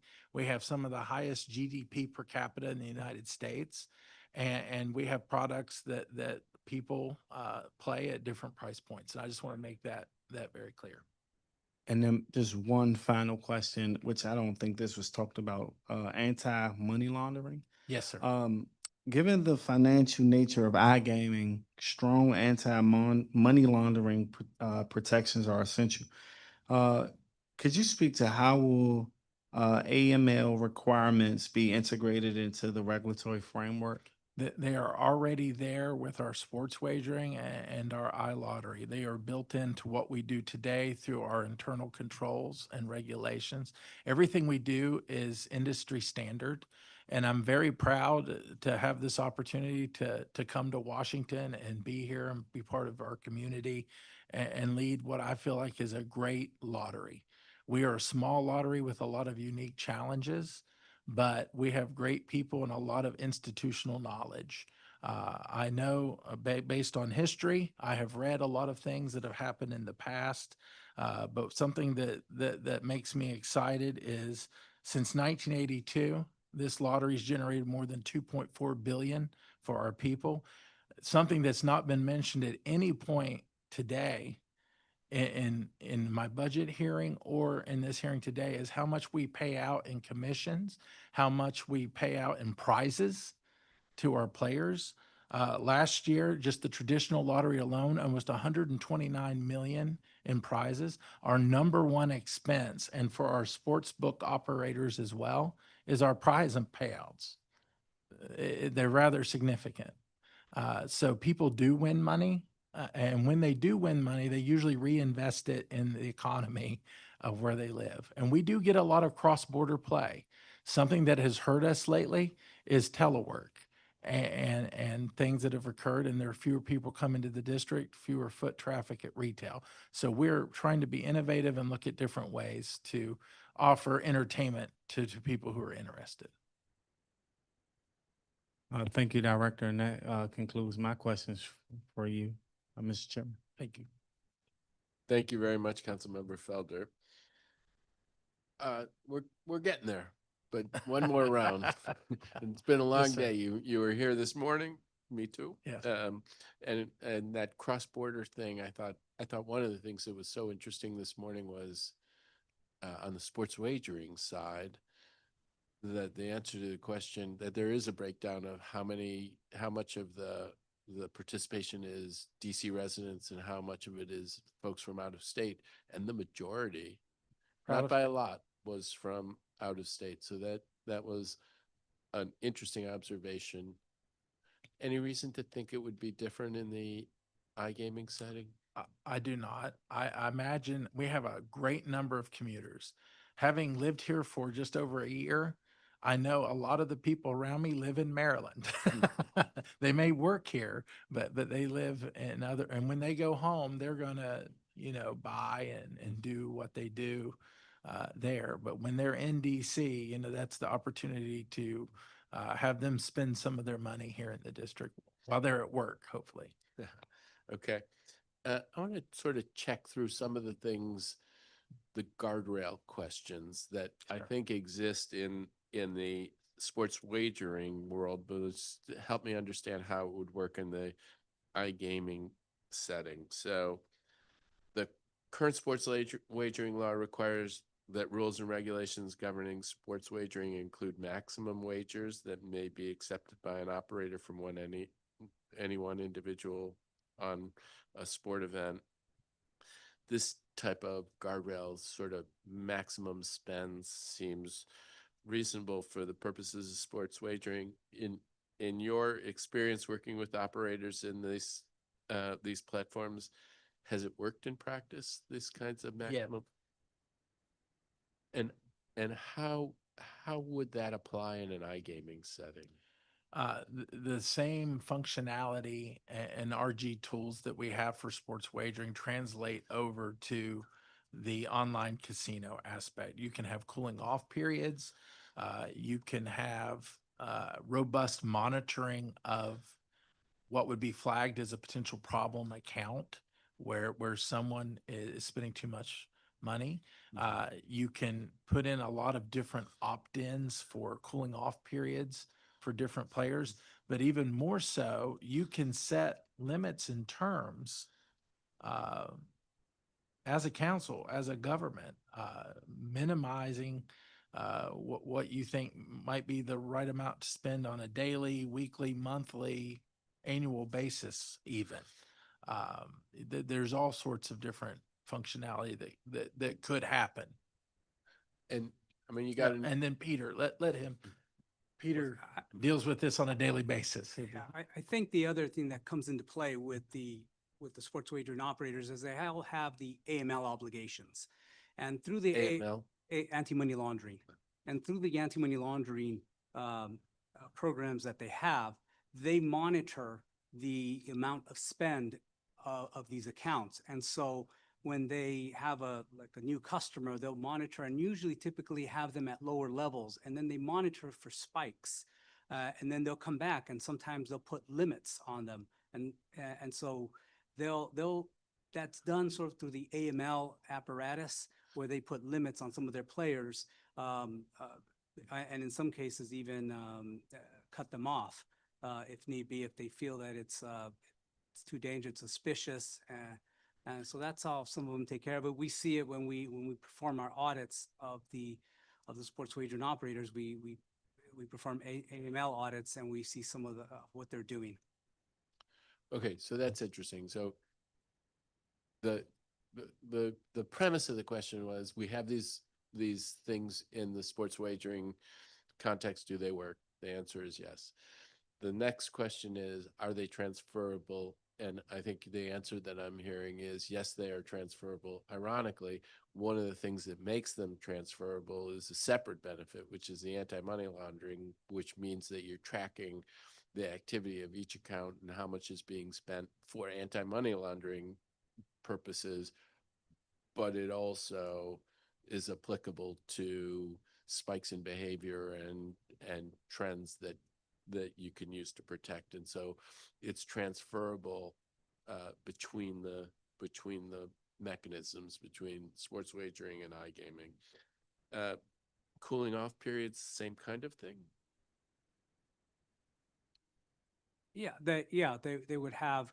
I see it as that in the iGaming context, they would also be have those controls in there, those RG tools for cooling off periods. So they would have to, have a mechanism so they can. Some of them can maybe cool off maybe for a week, 2 weeks, or also limit their time played, amount played, and of course the self-exclusion program would continue to apply as it applies right now to lottery and sports wagering. They would have that. And in our self-exclusion plan or program that we have here in the district is when you self-exclude, let's say you're a lottery player and you're self-excluded because of your lottery play, you get self-excluded not only in lottery, but in every, so it impacts every, so you can't just self-exclude for one particular type of game. All right. And would you expect to put these kinds of things in regulations, or how would you give teeth to this? I think we would put some of these in the regulations, and then separate but related to that, we typically produce minimum internal control standards. These are more detailed, that cover very detailed procedures and that they have to follow, and so they work hand in hand with the rules, the regulations. And then are they by definition incorporated in the license, that there's minimum standards that they need to comply with, and that's a requirement of having and retaining the license? Yes, that's a continuous requirement. And then when we update we call them the mix, the minimum internal control standards. When we update them, we send them to all the operators to remind them of some updates. Here's some sections that we may have updated. One of the other things that we heard was one phenomenon is these your phone is 24/7. Somebody said casinos are open 24/7. There was conversation about it happens fast. There's no pauses. And there's also conversation about you can slow down the play. To what extent would you contemplate having requirements like that to slow the play so there's a pause as part of, and we're hearing this more and more in the social media context. How do you see that issue, and is that a thing that could be captured in regulations or minimum operating standards? I think it can be captured, but one of the things is, as Randy indicated earlier, since we're not the first into this iGaming space here, my staff is starting to reach out to the regulators of the other jurisdictions that have iGaming right now to to see how what their approach is to that kind of activity and see if that's something that maybe we want to borrow and maybe something that would work here. So we're actively involved right now in talking to the other jurisdictions about, the more detailed types of rules and internal controls that they institute. And how about linking to credit cards? How would you see that? So far, I think at least the ones that I know of, they haven't linked it to credit cards. It's been. I don't want them linked to credit cards. I don't want people playing on credit. I'm Yeah. just wondering what kinds of things, do you have tools that you could keep that from happening?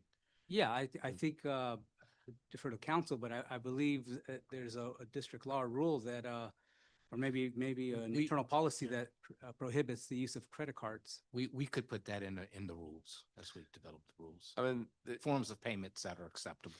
there's sort of a series of things. There's slowing the speed of play, setting caps on daily wagers, establishing monthly loss limits, tied to a mandatory cooling off period, banning credit cards as a source of funds.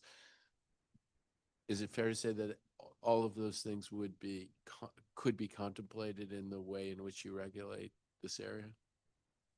Yes, I think so. Given the nature of iGaming, the sort of how we've been talking about the rapid way of play, I think these are all things that we'll take into consideration in drafting the rules and the internal control standards.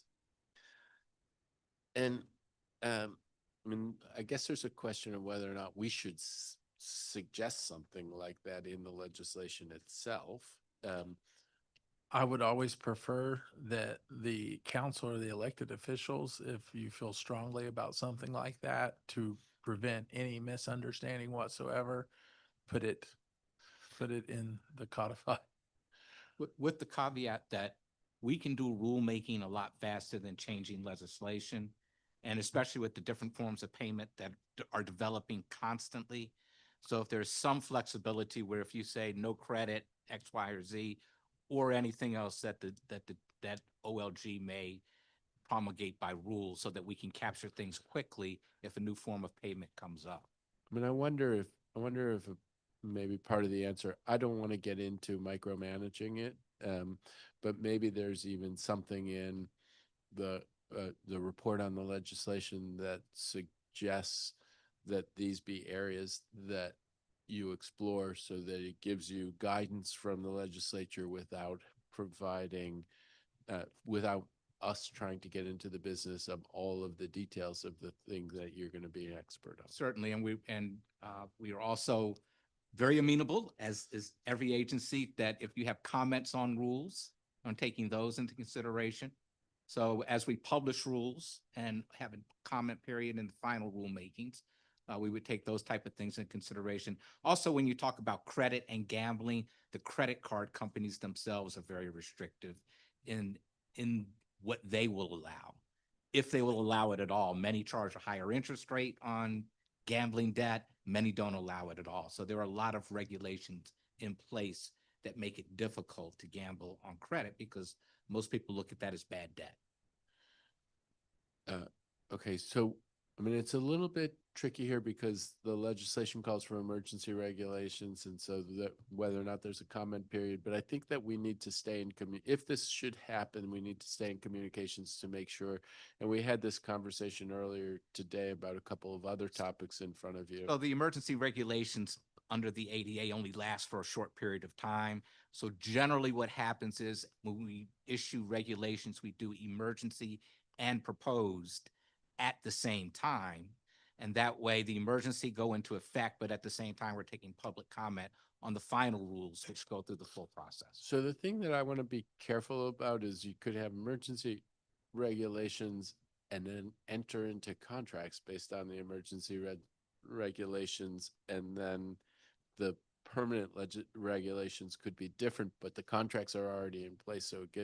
So I think we want to be together through that process. Certainly. One part of the back and forth earlier was we want all these guardrails. We also want, if we have it, we want regulated iGaming to displace unregulated iGaming, and we would be putting requirements on regulated iGaming that may, to what extent should we be worried that we would overload it such that we then didn't displace unregulated iGaming? I know it's a concern that you have. However, there's no guarantee when someone plays one of these unregulated sites that they're even going to get paid at the end of the day. So I think that the strong regulated industry being available, being able to promote its product and offer people something that they know is regulated by the government will bleed some of that away from the unregulated market. I just can't imagine it not. And I can't, I've seen statistics that are all over the place. And from our earlier testimonies today, I heard a lot of different numbers. But I just can't imagine someone having an option of something that you know is regulated versus something that's unregulated, not being interested in doing that. Okay, so you're not too worried about these kinds of requirements intended to protect the consumer? No, sir. I making think it un- consumer protections are a good thing. All right.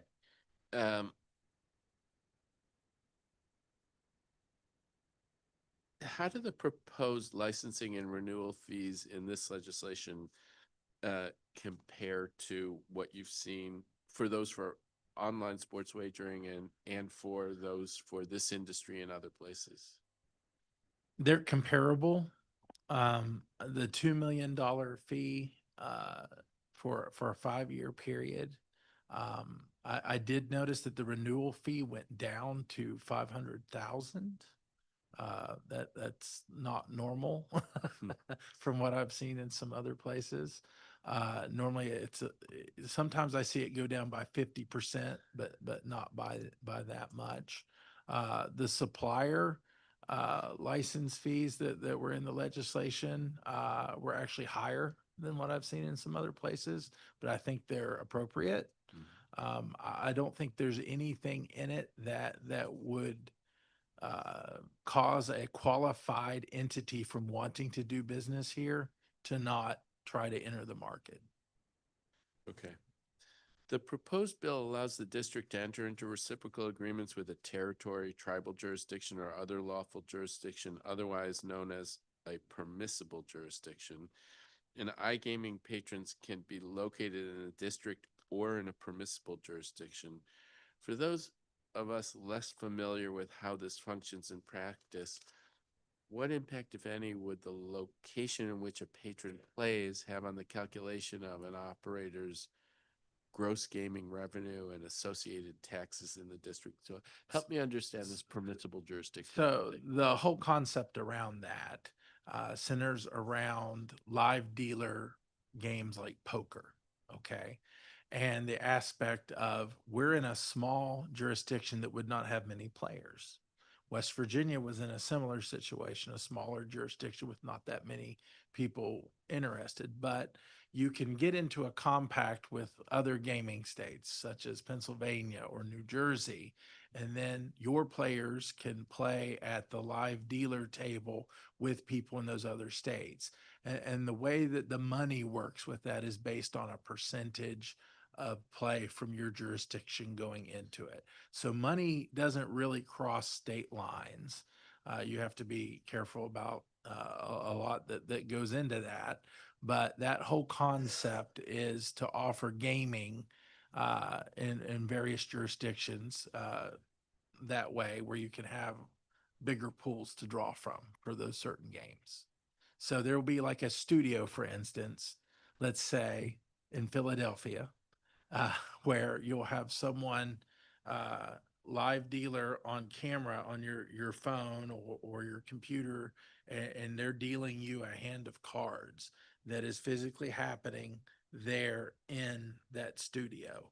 And you could be playing with people in Pennsylvania, West Virginia, and the District of Columbia at that table for that particular hand. Okay, that's interesting. I mean, it reminds me, I think it's like 10 years ago, We're almost done, but I was at a Thanksgiving dinner and we went for a walk maybe before the dinner and somebody was telling me about playing poker online. So it was a Yes. phenomenon that was out there even 10 years ago. And I said, well, what happens? I mean, if you don't have enough players? And the person said, at any given moment, there are 1 million people around the world playing poker online. Like finding a player was not a problem. Maybe that speaks to, again, it's out there in one way or another. All right, that finishes the questions that I have, and everybody else is gone. And I tried to give Councilmember Henderson a heads up that we were coming to the end. Okay. She said she's gotten tied up on other things, but I think you can expect to hear from her. Okay, excellent. I look forward to it. And then before we close, is there anything else that you want to say about this topic? I think it's been covered at length. I appreciate council's willingness to have our input and to talk to us today about it. I just want to reiterate that, you know, the lottery has existed since 1982, and there are a lot of good things that have come from the lottery. There's a lot of good revenue that's been produced for Washington over this period of time. A lot of retailers have benefited in their commissions. A lot of our community has benefited in winning prizes. I mean, that's why we exist. Lotteries exist to take care of our people in our different jurisdictions to generate that revenue for good programs to occur. Gaming is going to take place, whether we regulate it or not. People are going to spend their entertainment dollars doing these sorts of things, and I just want to say that I appreciate the chair and the council for the time today to talk a little bit about the future and what the gaming landscape may look like, and we are always here to provide counsel and help in any way we can. And again, I'm happy to be here and happy to always answer any questions council may have at any time. But again, we're here for the people. That's why we exist. So thank you. All right, really appreciate it. This concludes today's public hearing.